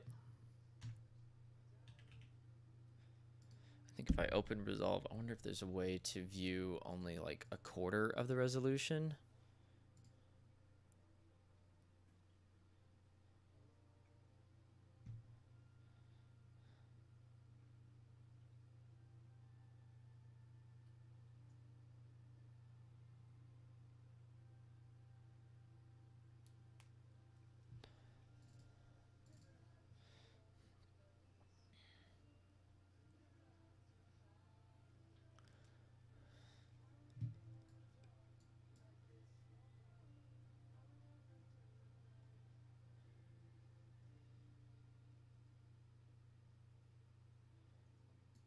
Okay.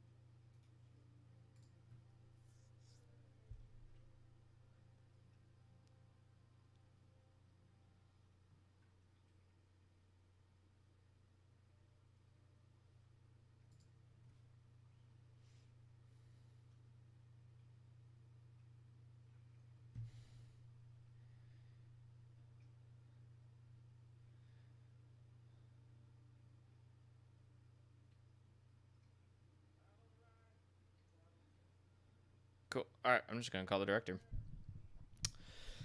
Joe.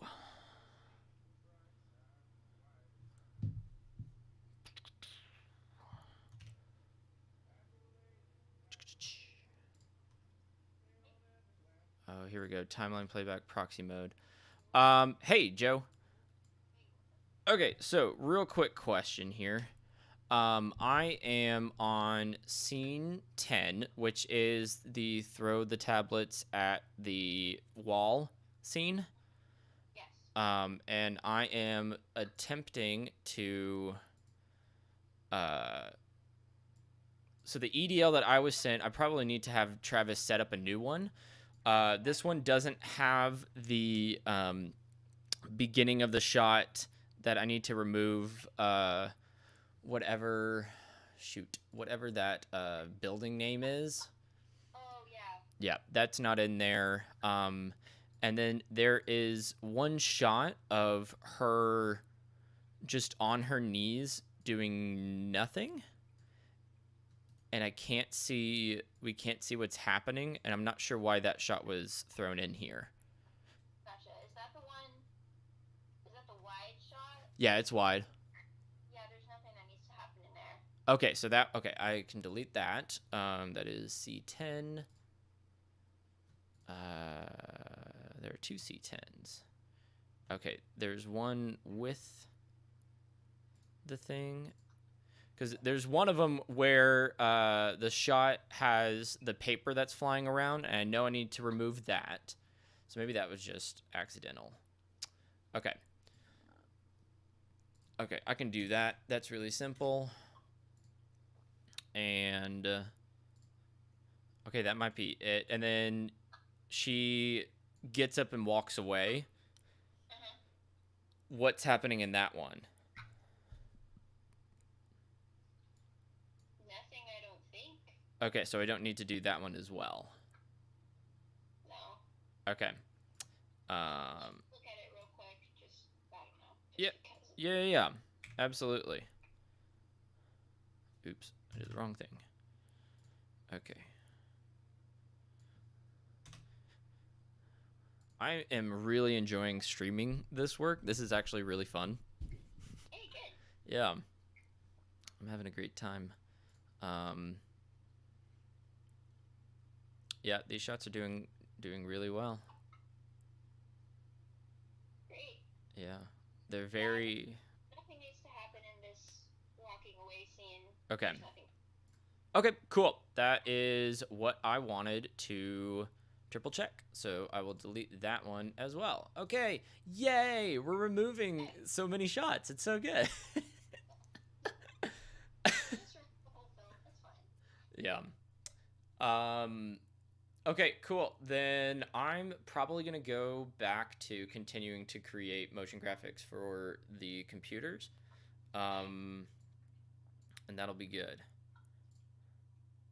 All right. So, do you want me to ask Travis to send you a new EDL for scene 10 that includes that first shot for walking in? Yes, that would be great. And removing the other shots that we don't need. Gotcha. Just to make sure my stuff is clear. Okay. Yep. Awesome. Thank you so much, Joe. All right. Bye, Manny. Thank you. Bye. Have a good evening. You too. It's afternoon. It's 3 o'clock. Wow. Okay, so I'm going to pause on scene 12. That still needs to be worked on. What's happening in scene 5? That. What's happening in scene 2? Okay, these are range shots. This one I'm going to need to do infusion, but this one I think I'm going to try and get away of just doing it in Resolve, because all it is adding rain, and I don't need to add noise on that.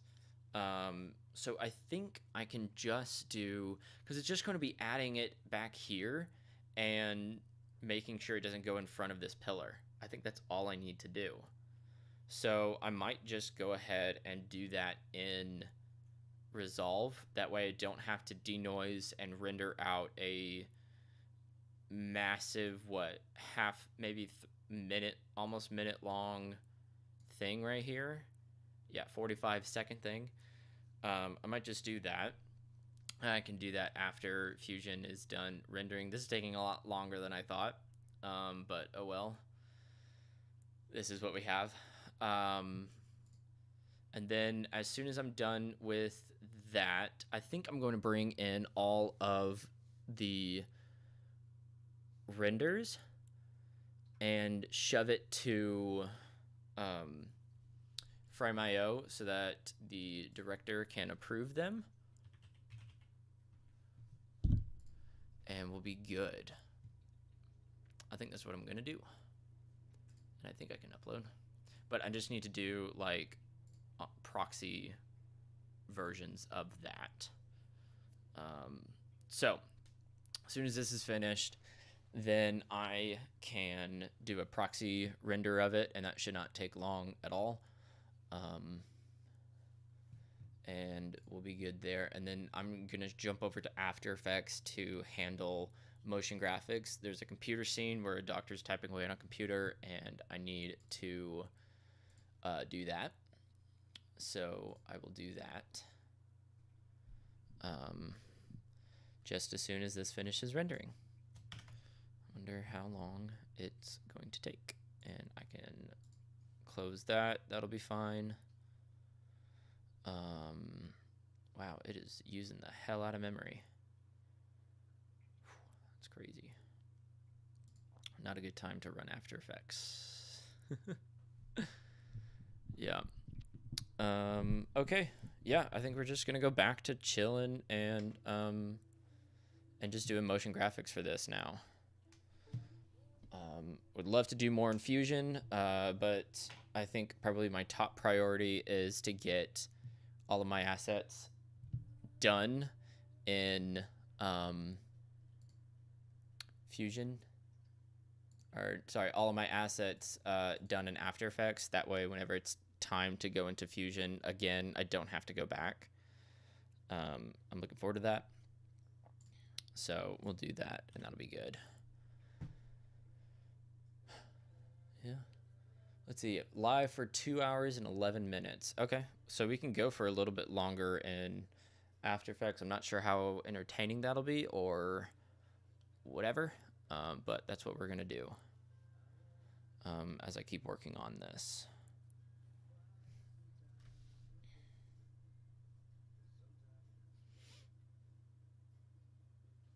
He's playing CSGO. Close that. All right, come on. We are less than 20 frames away. Here, I'm gonna grab something. I'm gonna grab a snack. I'm hungry.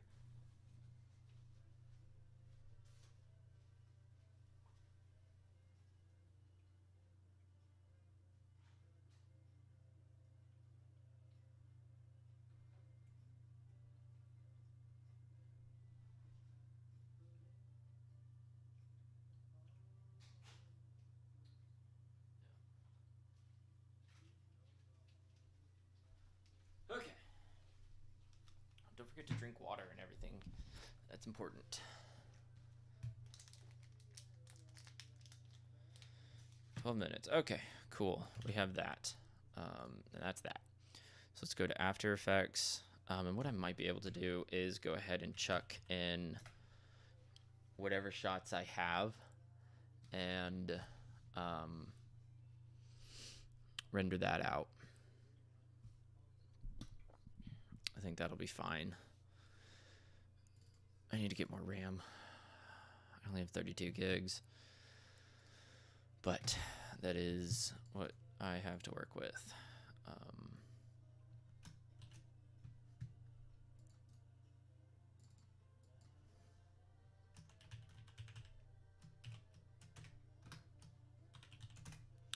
Okay, so in here I'm going to throw whatever comps I have into render MOV.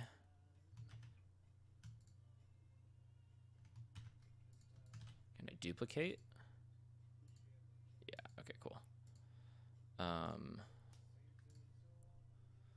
then I have, so that was just 50, 52, and then 60 and 61. Grab those guys. Timeline. I just need to create a new one.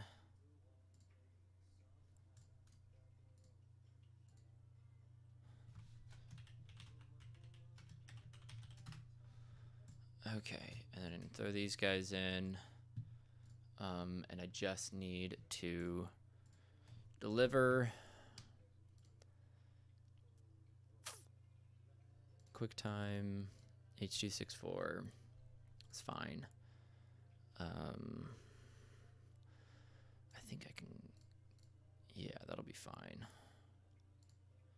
It's just a couple frames anyway. Okay, so we'll do that, and we're gonna do individual clips, source name for those clips, and I can throw them into the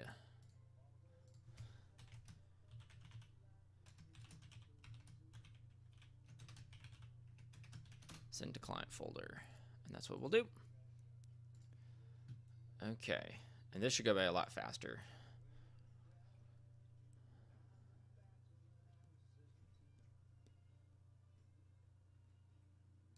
Believe. Yeah, it's going by faster. Okay, let's go ahead and dive into After Effects. I'm doing UI previs.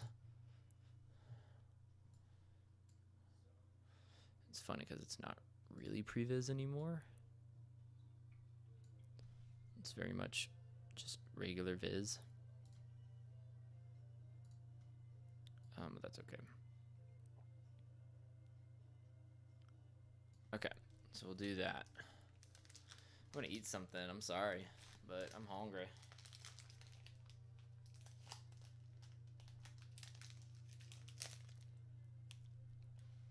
Mm-hmm.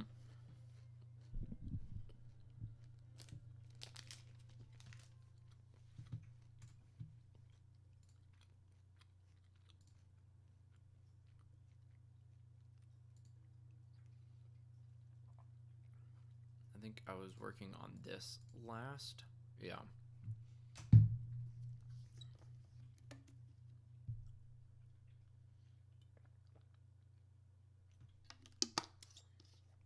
I need to drink more water. That's what I need to do.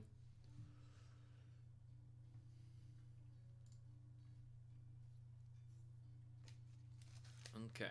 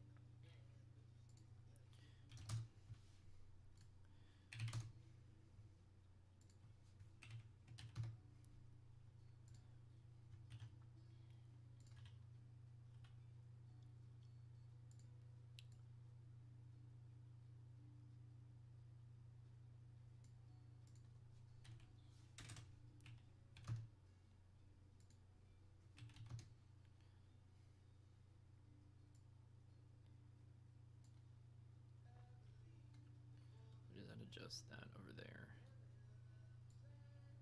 No, it doesn't. Oh, sick.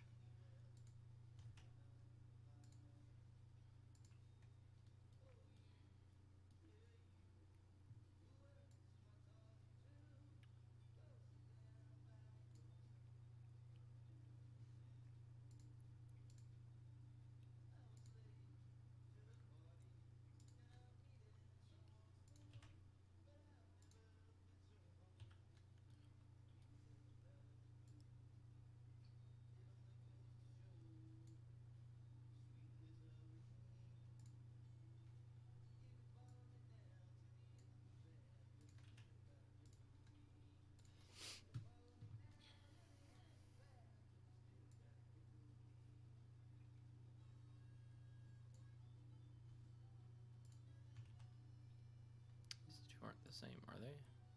No, okay, they're slightly different.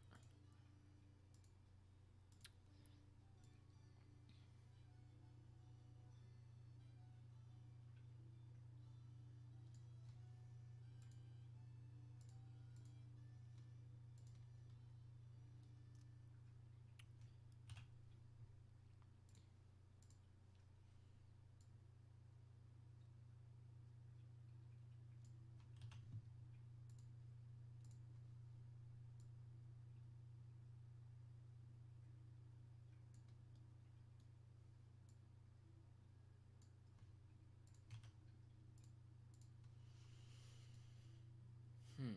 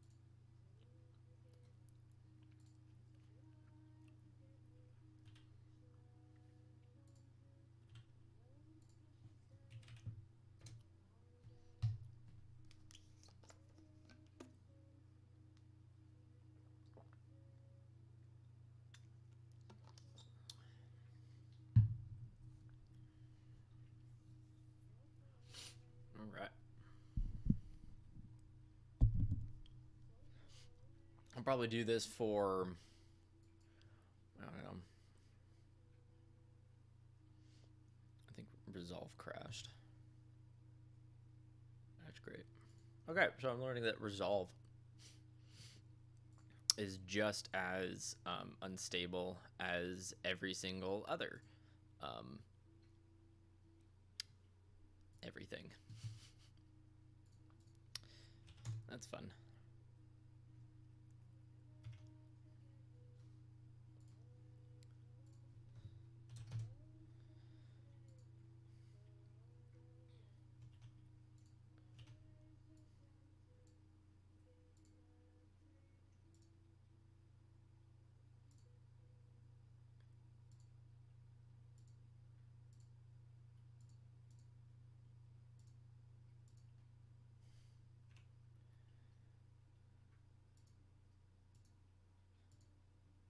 Oh,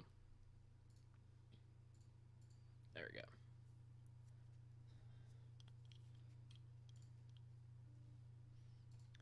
And that needs to be 25. This needs to be 50. Okay. Good to go with that.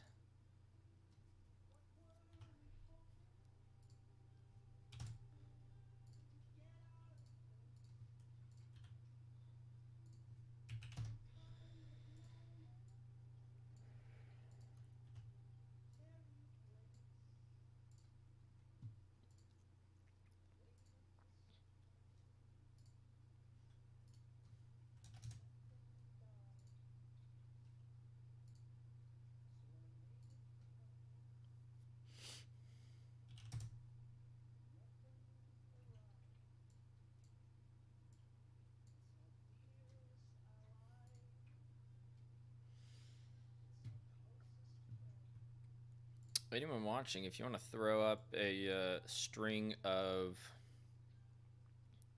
1, 2, 3, 4, 5, 6, 7, 8, 9, 10 random numbers, I will put that in this movie. Just any 10 random numbers.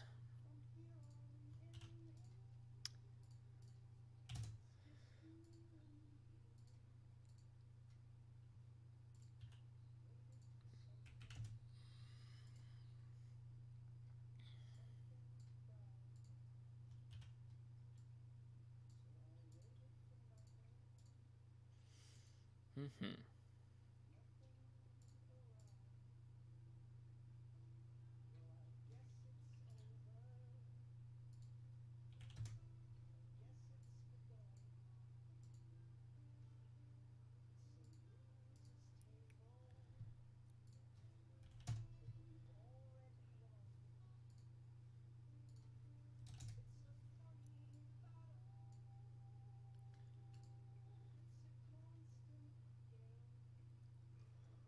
Let's see.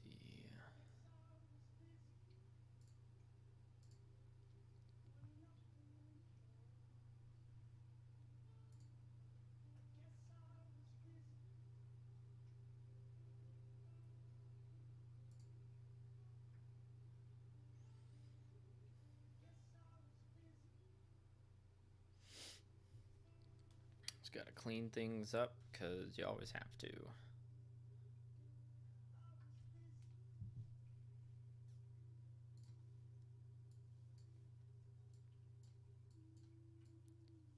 we go.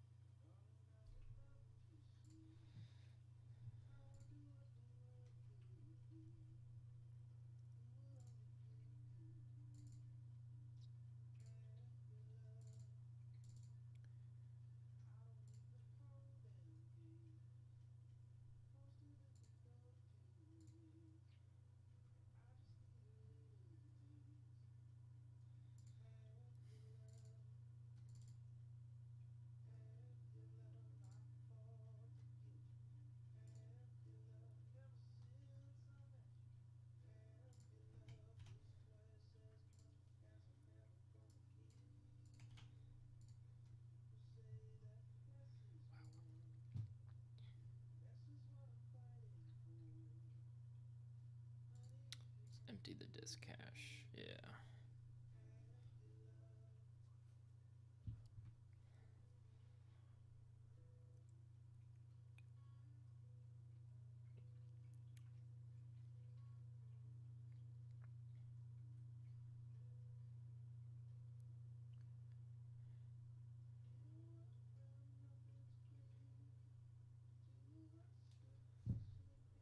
All right.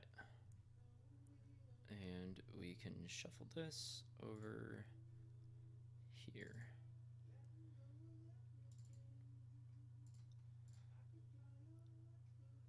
Okay. And then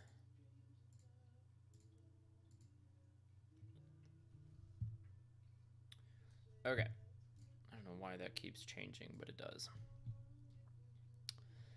Okay, let's get, just move that a little. Let's go ahead and keep going down here.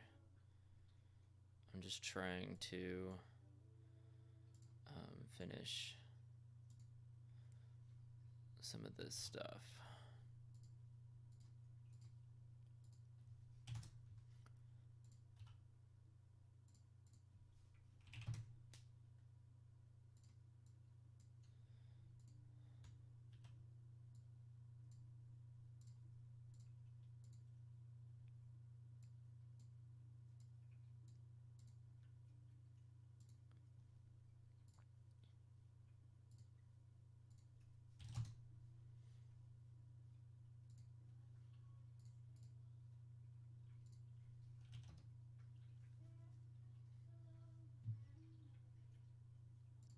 Do more.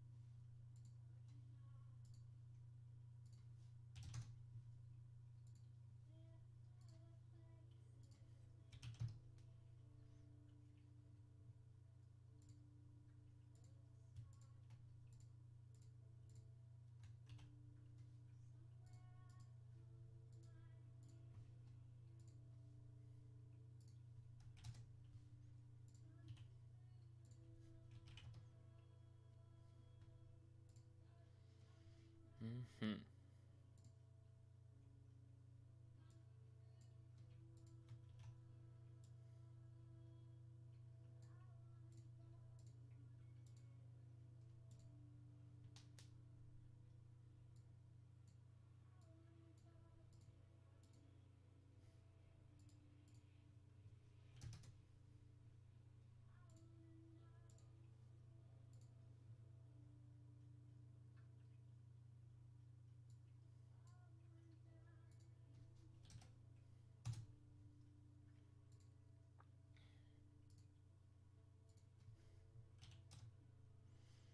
Okay, I got those guys lined up. Okay, now I just need to adjust the text.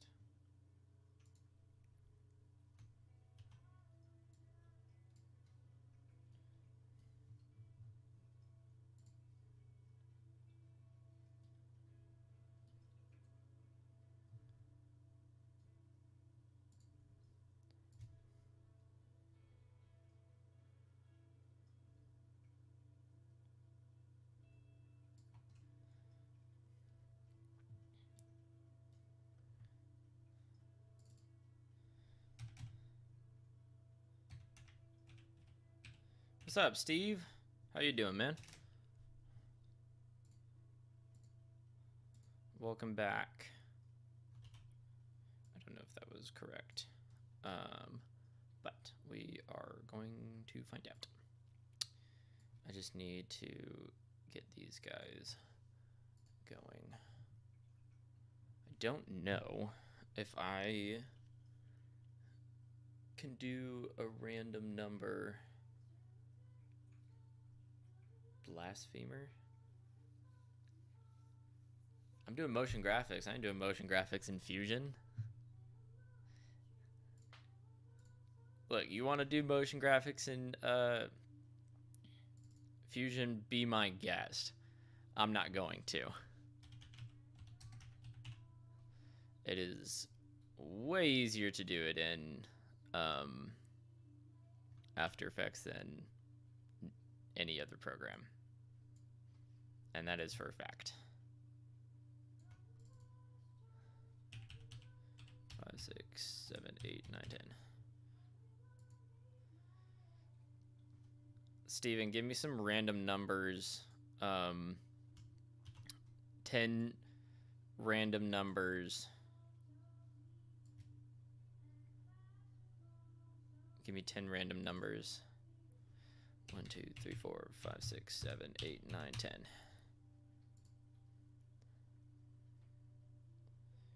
I'll do you one better motion graphics in Blender. Yeah. You got me there. That one's hard to compete with, I guess. Jeez. Better hurry up. Figure out some numbers.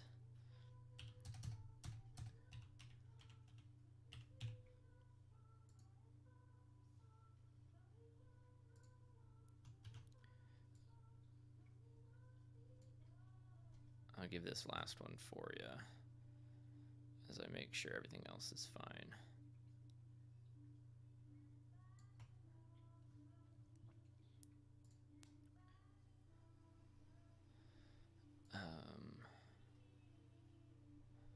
One, 2, 3, 4, 5, 6, 7, 8, 9, 10. 1, 2, 3, 4, 5, 6, 7, 8, 9, 10.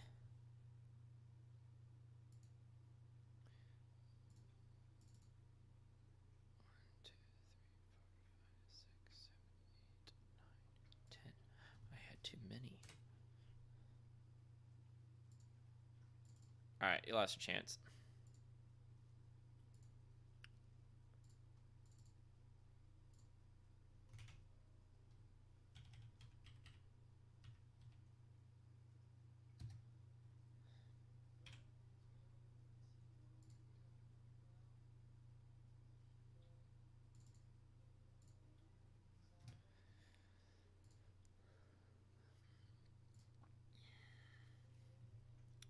Okay, that's pretty good for a graph. I think. Oh, sick. Thanks, Travis. Okay, well, let's go ahead and do that. I just got a new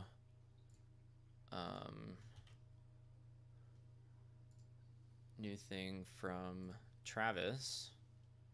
So let's grab Resolve. I hope that it doesn't crash. It's Amazon.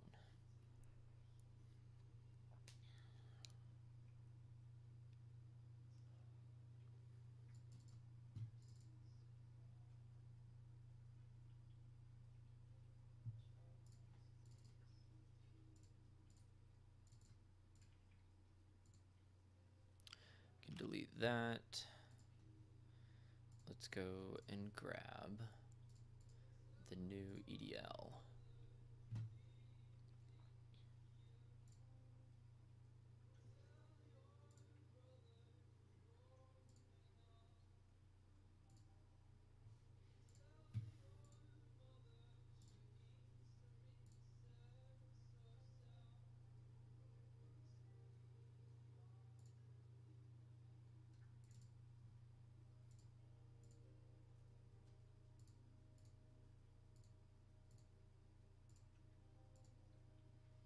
Okay, there we go. Now we have it. And I believe all I need to do with this first shot. Oh, we're gonna crash again, I guarantee it. Come on. Come on, resolve.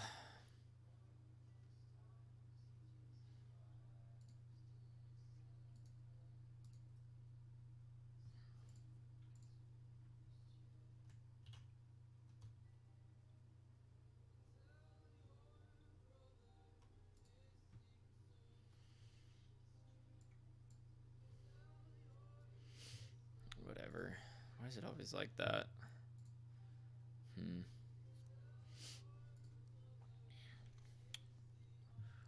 Okay, so we got that going, which looks good. What other thing do we have? I did that. Did that. Okay, we can do some wave manipulation. Let's do that.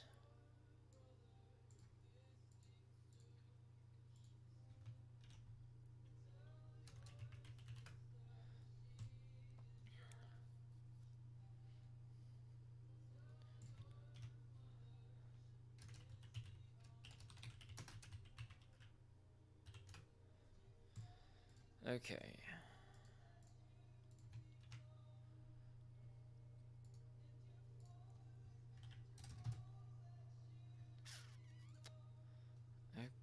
Okay. So we got After Effects doing its thing. Let's get up there. Is this back? Okay, we're back. Just needs a second to think. Steven! That's your dad car. That's yours. Mine's over here somewhere, but that one's yours. That's funny. This one's gonna be annoying because I have to roto her.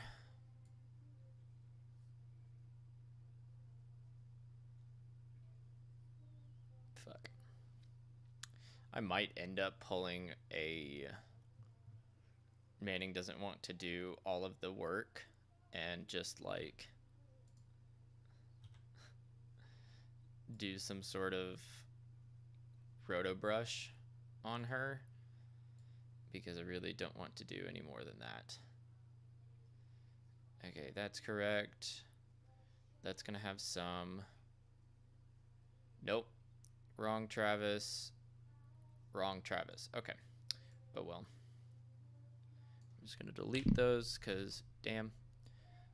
Because I don't need them. Talk to Joe. I don't need them. Okay.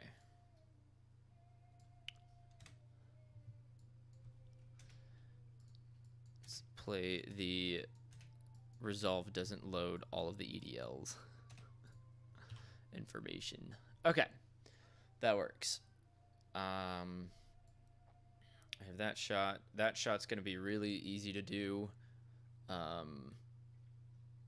It should be really easy to do. And we'll do that when it comes time. And I'm just going to keep plugging away at doing some of this. I got to figure out how, because I got to get some of this stuff in motion. So I got to figure out how to get these little graph dudes in motion. So what I'm thinking, let's attempt this. Let's attempt some noise. What happens if I throw a threshold on the noise? Yes. Okay, we might be able to do something how I want it to be. I'm just going to move that over there. That way I can actually see what's happening. And I can move some of that stuff so you guys can see what's happening too. Okay. Let's go ahead and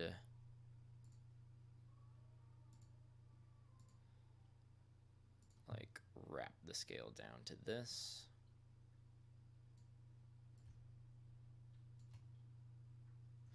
Actually, why don't I just do this guy? Do it like that.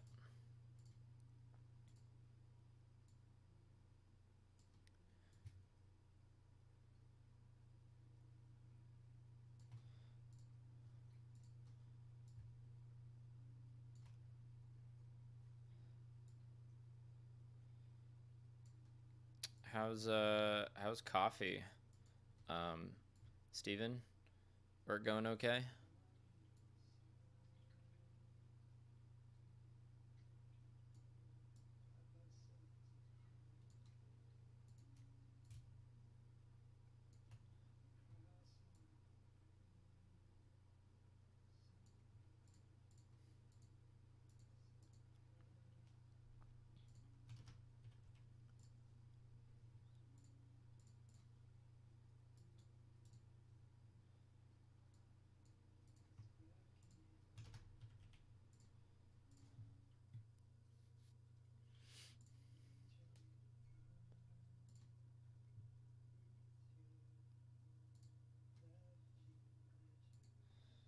Actually, I think what I want to do,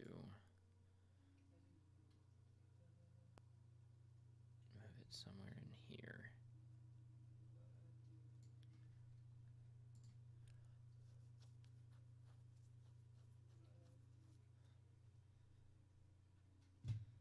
Let's see.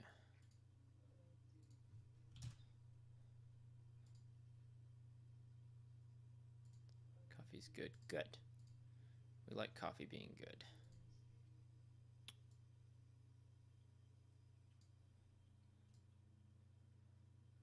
Dude, I do too. I just watched Tarantino's Once Upon a Time in Hollywood last night. Holy shit, it's so good.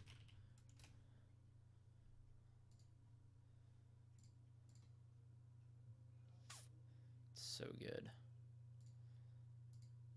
Let's see. I wonder if I need to create another. Let's see. It's just a sign.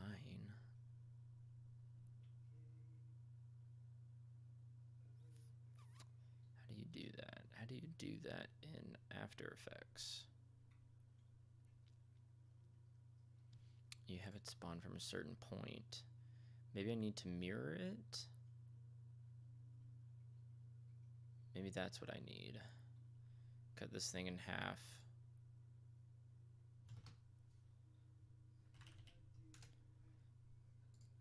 Not threshold. No. Fractal noise.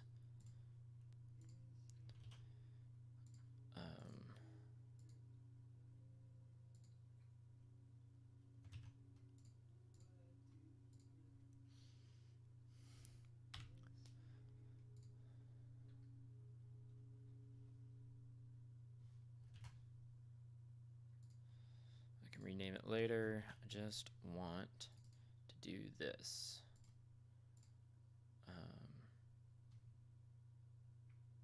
What? Why does it do that?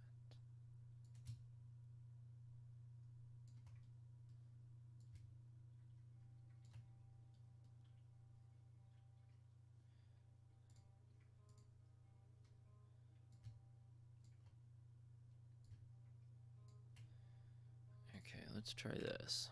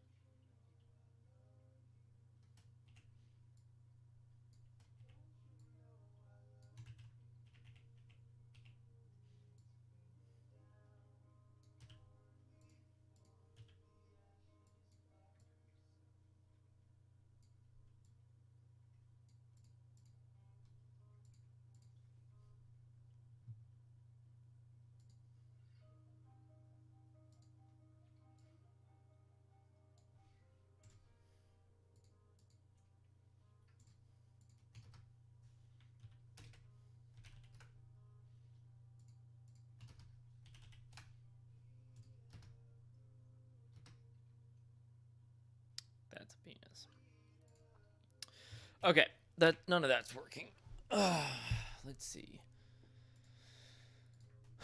What is a different thing to try and do? I'm not sure how to get that kind of a graph.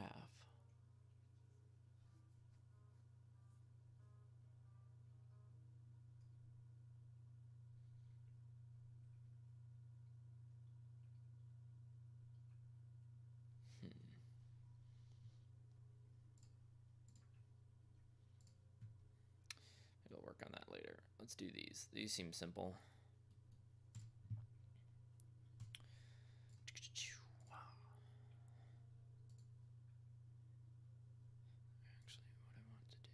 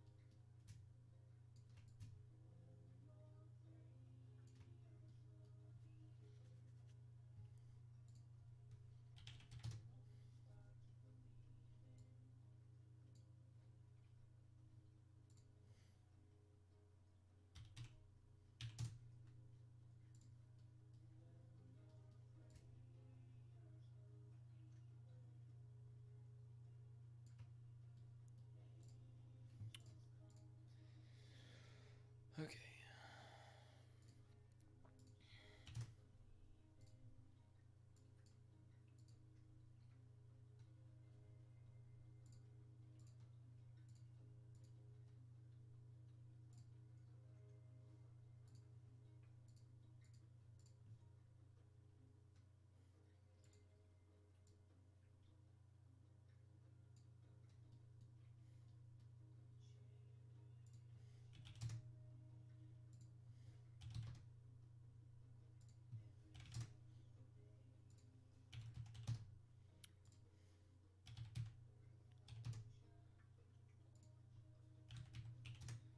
How are you and Becca doing?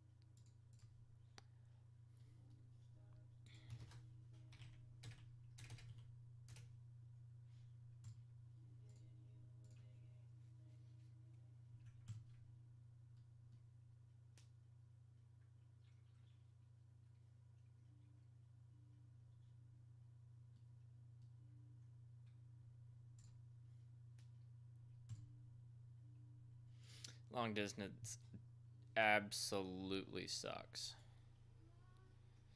Absolutely.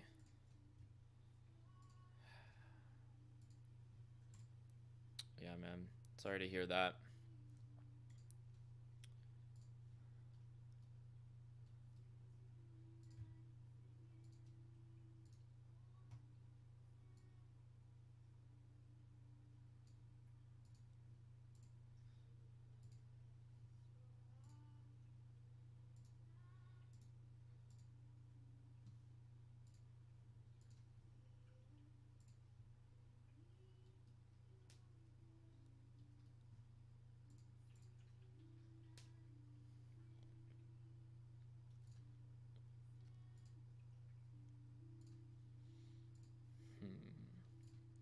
For this one, I wonder if I can do something like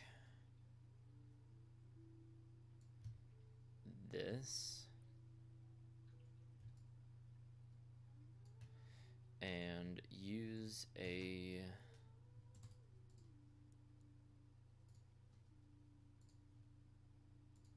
kind of like a displacement map.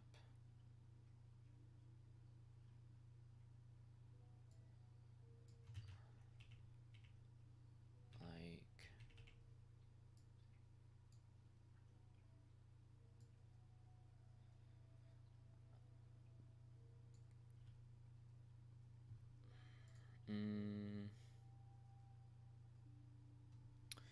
let's just do this instead.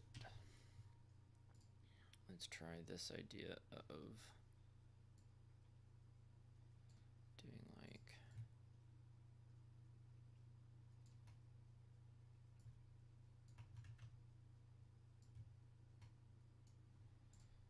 that, and then I can add a gradient.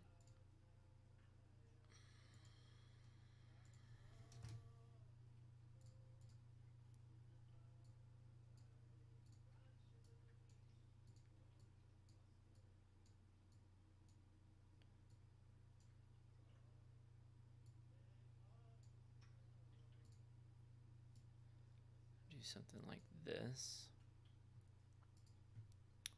Except let's just drop that opacity down quite a bit.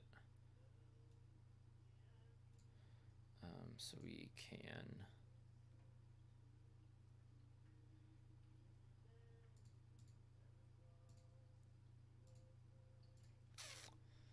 I wonder if this is going to work.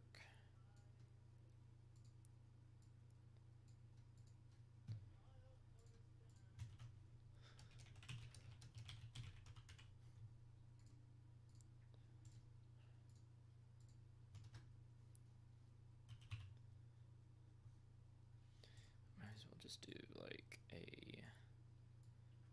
an adjustment layer. Displacement map.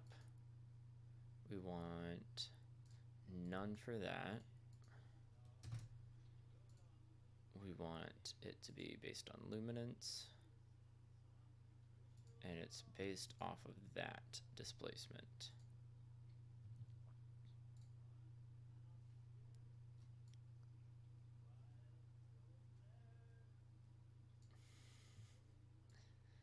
Okay, I'm starting to think this ain't working too well. I wonder if I can go into here. Oh wait, the opacity is really low. Maybe that's a bit why I had to push it.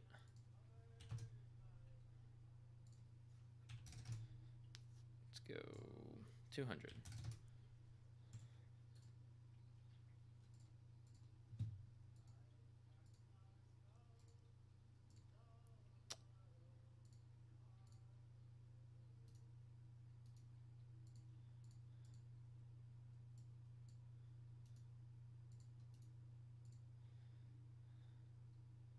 Style linear. Whoa. Whoa. Whoa. funky. Okay, that's not doing what I want. And I can't seem to edit the kind of curve that these are. Not sure what that is. Is it opacity? Yeah. Okay, so what I was thinking is not gonna work. So, oh well.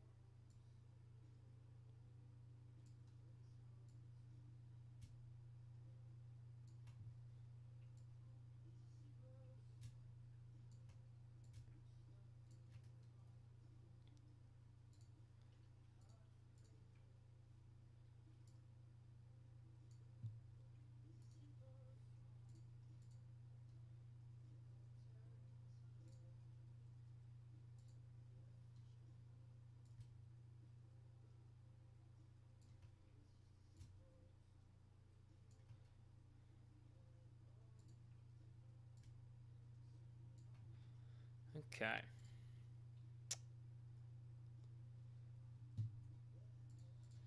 Let's take a look at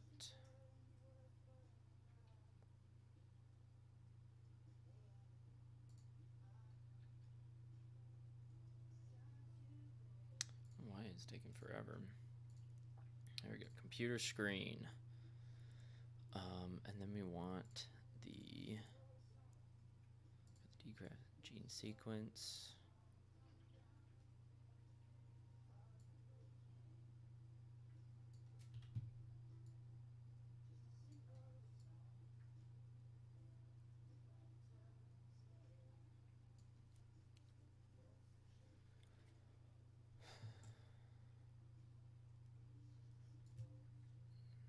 Throw it up there or something.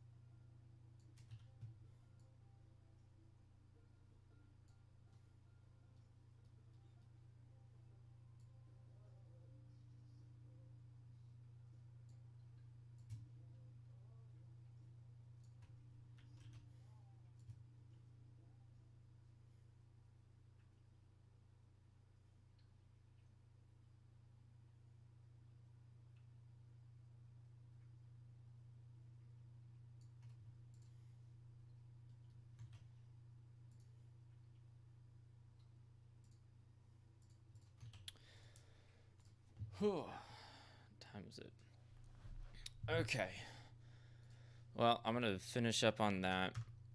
Let me go ahead and just render out some of that stuff in Resolve. Go ahead and denoise it, render it out in Resolve, and then I'm probably gonna call it. I've been doing this for 3 hours. I'm pretty burnt. So I'll just, yeah. I don't know. Steven, you want to play any video games?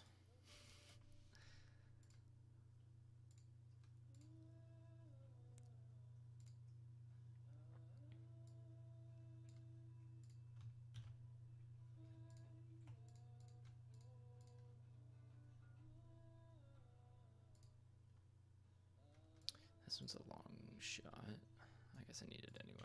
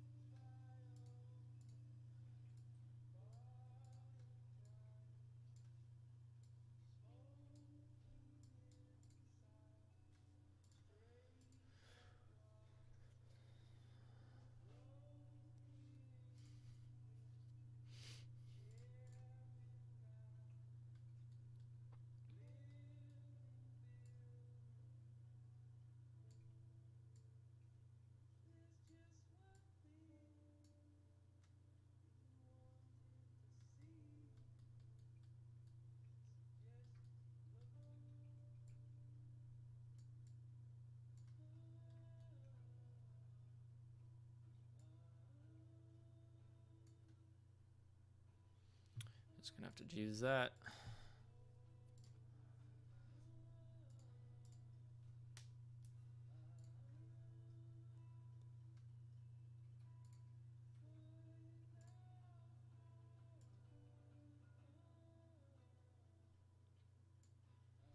Yeah. Not much we can do there. Just how it is on these shots. Wow, look at that. That's crazy.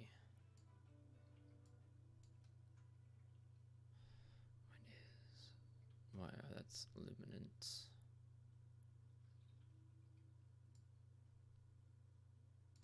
There is no spot that is good for it. That's the issue. Oh well, that'll be fine.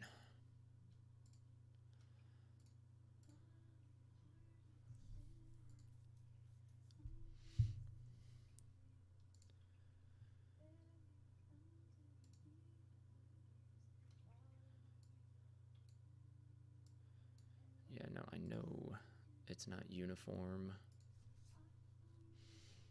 I fully understand. However,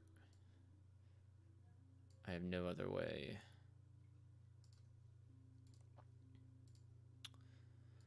That is just about as good as we can do.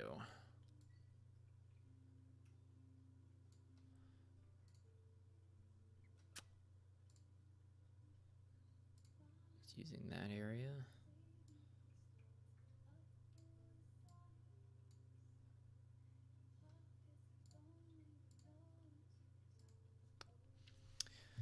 But all we got. That's all we can do.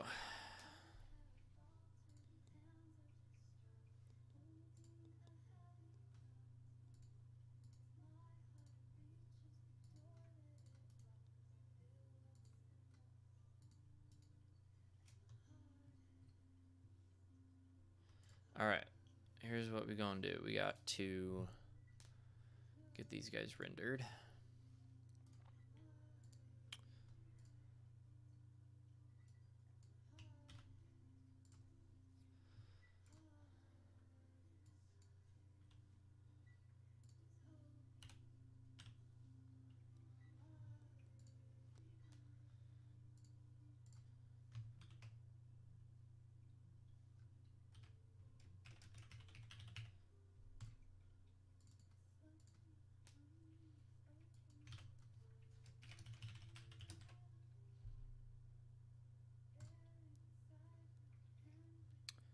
Okay. Good. Next is this dude.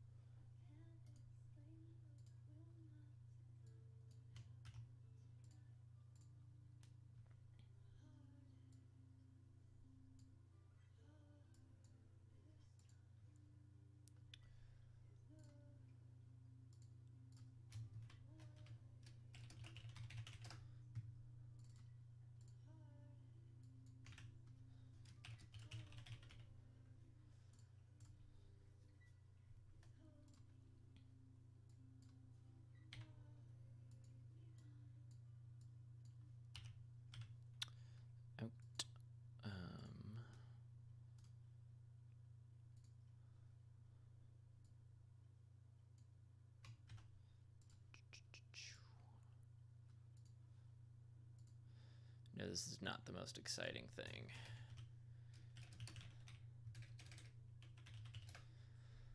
That's okay. I'm just here to have a good time.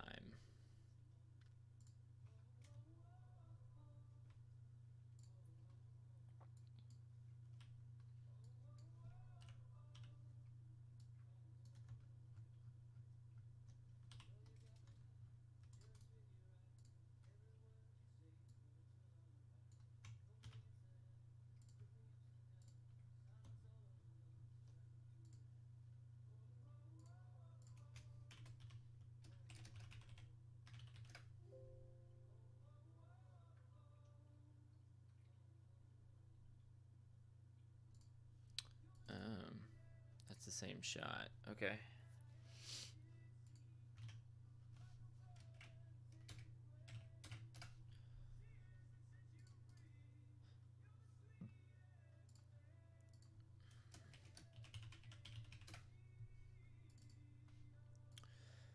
It's just the best I can do.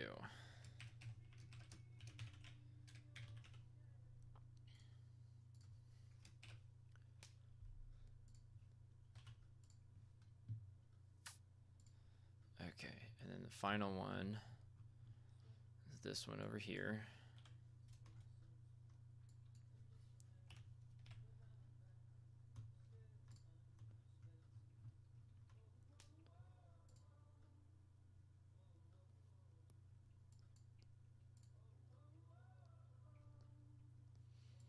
I want to redo this.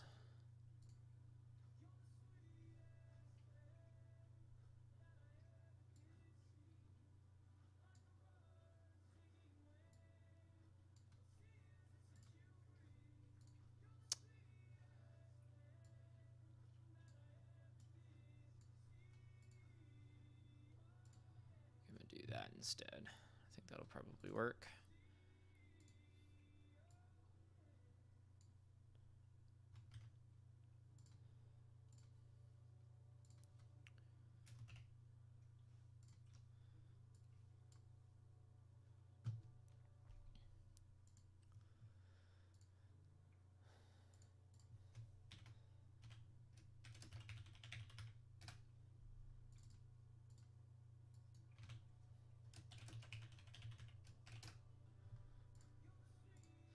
To render Q, and then the final thing that we're doing is going into here and rendering out all of this as individual clips with the source name. And we are rendering them to send to client. Let me quadruple check that that is going to be correct.